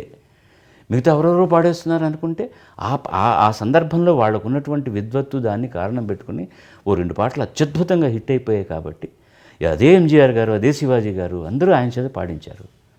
సో ఈ సందర్భం జరిగిన తర్వాత మళ్ళీ అదే ఎంజీఆర్, అదే శివాజీ గారు నా చేతనే పాడించుకోవాలని అనుకున్నారు. ఇందులో పోటీ కాదు ముఖ్యం, ఒక కాల పరిణామంలో జరిగేటటువంటి ఇవన్నీ మామూలుగా జరుగుతాయి అంతే. కానీ దీన్ని అవతల వాడి మీద నేను అప్పుడు యేసుదాస్ గారు వచ్చేసారు, ఆయన మలయాళీ, ఎంఎస్ విశ్వనాథన్ గారు అప్పుడు చాలా స్థానికంగా అద్భుతంగా చేస్తున్నాడు, ఆయన మలయాళీ, అందుకు నేను ఎక్కడో తెలుగు వాడిని, నాకు ఇవ్వలేదు, ఈ మలయాళీ కలిసిపోయారంటే అంతకంటే కుసంస్కారం ఒకటి ఉండదు. ఎక్కడ గొప్ప ఉంది అక్కడ ఒప్పుకోవడం నేర్చుకోవాలి మనం. విశ్వనాథన్ గారి టీంలో మీరు చాలా ముఖ్యులు. ఒక దశలో మీ పాటలు లేకుండా ఆయన సినిమాలే రాలేదు. కాలక్రమంలో విశ్వనాథన్ గారి శకం ముగిసి లేదా వారి కొంత తగ్గుతూ ఇళయరాజా అనే మధ్యాహ్న మార్తాండు అలా పైకి వచ్చినప్పుడు మీరు అందంగా ఒదిగిపోయారు. విశ్వనాథన్ గారి నుంచి అలా ఇళయరాజా క్రమంలోకి అలా ఒదిగిపోయారు. ఆ పరిణామం గురించి చెప్పండి. ఎడుపారు కై పిల్లని చిన్నపిల్లవాడు ఏడుస్తుంటే ఎవరు ఎత్తుకుంటే వాళ్ళ చంకలోకి వెళ్ళడమే మన పని. ఇప్పుడు విశ్వనాథన్ గారు ఉద్ధృతంగా చేస్తున్న రోజుల్లో కూడా విజయభాస్కర్ అనేవాడికి, ఉపేంద్ర కుమార్ అనే ఆయనకు, మిగతా వాళ్ళకి, తమిళంలో చేస్తున్న వాళ్ళకి, తెలుగులో చేస్తున్న వాళ్ళకి అందరికీ, రాఘవుల్ గారికి పాడాను, సత్యం గారికి పాడాను. అప్పుడు చక్రవర్తి అనేవాడు కొత్తగా మొదలైనప్పుడు పాడాను. వాడు వీళ్ళందరినీ సూపర్ సీడ్ చేసిన తర్వాత పాడుతూనే ఉన్నాను. ఘంటసాల మాస్టర్కి పాడాను, పింజల్ గారికి పాడాను, రాజశ్రీ. పిలిస్తే అవకాశం ఇస్తే పాడడం మన వంతు తప్ప ఇందులో ఒదిగిపోవడం, అడ్జస్ట్ అవడం అనేది ఏం లేదు. ఎవరి బాణీకి తగినట్టు పాడడం అనేటటువంటిది కళాకారుడి లక్షణం, గాయకుడి లక్షణం. అది లేకపోతే రెండో పాటకి పిలవరు మిమ్మల్ని. మన పాటకి వీడు న్యాయం చేస్తారు అనుకున్నప్పుడే పిలుస్తారు. అప్పుడు నేను కీర్తివంతుడిగా ఉండుండవచ్చు. వాడితో ఇళయరాజాతో నాకు మా కచేరీలో హార్మోనియం మాస్టర్ని బట్టి నా గురించి వాడికి బాగా తెలుసు. కాబట్టి అలా అయినా కూడా మొదటి 2-3 సినిమాలు నేను పాడనే లేదు వాడికి. దానికి కారణాలు ఏమైనా ఉండొచ్చు, నేను అవైలబుల్గా లేకపోవచ్చు, ఏమనవచ్చు. 4వ సినిమా నుంచి మొదలెట్టిన తర్వాత ఎక్కువ కాంబినేషన్ నేను, జానకి గారు, ఇళయరాజాతో అలా జరిగిపోయింది. ఆ తర్వాత మనోని పిలిచి అతనికి చాలా గొప్ప అవకాశాలు ఇచ్చారు. వాడి మ్యూజిక్ డైరెక్షన్లో యేసుదాస్ గారు అద్భుతమైన పాటలు పాడారు. సంఖ్యాపరంగా ఎక్కువ పాటలు నేను పాడాను. ఒదిగిపోవడం అనేటటువంటి ఆ లక్షణం లేకపోతే మనం నిలబడలేమండి. వారే ఒక ఇంటర్వ్యూలో అన్నారు, మీరు జానకి గారు లేకపోతే ఆ పాటలకు అంత న్యాయం జరిగి ఉండేది కాదు అని. అతను అన్నాడో లేదో అనకపోయినా పర్వాలేదండి, దాని గురించి నేను ఎక్స్పెక్ట్ చేయను, ఇళయరాజా గారు అన్నదాని గురించి. బట్ అది సత్యం. ఎందుకంటే ఎవరో ఫ్యాన్స్ జానకి గారి దగ్గర అన్నాడు, అమ్మ అంతకుముందు మీకు కొంచెం తక్కువగా ఆటుపోట్లతో ఉండేటటువంటి పరిస్థితి ఉండింది, ఇళయరాజా వచ్చాక మీకు ఎక్కువ అవకాశాలు ఇవ్వాలంటే ఒక క్షణం ఆగు అంది ఆవిడ. ఇళయరాజా నన్ను పోషించడానికి నాకు అవకాశం ఇవ్వగల, అతని పాటలకు నేను న్యాయం చేస్తాను కాబట్టి ఇచ్చాడు. నేను బాగా పాడాను పాటలు, అంతే తప్ప అతను ఏదో నన్ను ఉద్ధరిస్తాడని ఇచ్చాడని నేను అనలేదు. అతను ఇచ్చినందుకు నేను ధన్యవాదాలు చెప్తాను. మంచి పాటలు ఇవ్వకేం చేస్తాడు, నేను బాగా పాడతాను అంతే. అలాగే ఇక్కడ కూడా గివ్ అండ్ టేక్. ఇప్పుడు ఇళయరాజా చాలా గొప్ప సంగీతం చేశాడు. ఆ గొప్ప సంగీతాన్ని పాడవలసిన వాళ్ళు పాడినప్పుడు వచ్చేటటువంటి ఆనందమే వేరే. అలాగనే మేమే పాడాలని లేదు. కొన్ని పాటలు అతను ఎవరి కోసం చేశారో వాళ్ళు న్యాయం చేశారు. బట్ ఎక్కువ శాతం పాటలు మేము ఇద్దరం పాడాం కాబట్టి మా కాంబినేషన్ అనేటటువంటి సుస్థిరమైంది. జానకి గారు, ఎస్పి బాలసుబ్రహ్మణ్యం, ఇళయరాజా అనే కాంబినేషన్ తమిళంలో ముఖ్యం. రెండవ స్థానం బహుశా చిత్ర గారితో ఎక్కువ పాడుంటారు. కాదు, ఎక్కువ పాటలు మొత్తం మీద తీసుకుంటే సుశీల్ గారితోనే ఎక్కువ పాడుంటాను. అలాగా అన్ని భాషలు కలిపితే. తమిళంలో తీసుకుంటే ఎక్కువ జానకి గారితో, తర్వాత చిత్ర గారితో. చాలా సంతోషం. ఓ అందమైన సాయంత్రం ఇలా మీతో గడపగలగటం నిజంగా మనస్ఫూర్తిగా చాలా సంతోషపడుతున్నాను. ఆ విషయాన్ని మీకు ఒక కాఫీ ఇవ్వడం ద్వారా నేను తెలియజేసుకోవాలనుకుంటున్నాను. ఇప్పుడు ఈ కాఫీ ద్వారా నేను అందరికీ చెప్పేది ఏంటంటే, ఈ 2 గంటల సేపు మనం కాఫీ మీద మర్చిపోయాం. అది అవును, ఇది బాగా చల్లారిపోయింది. అవును, బాలసుబ్రహ్మణ్యం ఐస్ వాటర్ తాగుతాడు, ఐస్ కాఫీ కూడా తాగుతాడు.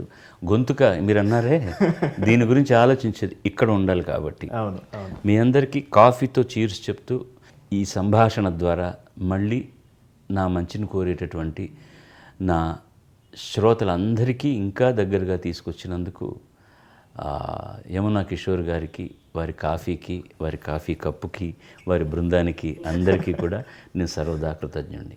నా తరపున, మా కాఫీ కప్ తరపున, మా coffee with Yamuna Kishore team మొత్తం అందరి తరపున మీకు మరీ మరీ ధన్యవాదాలు.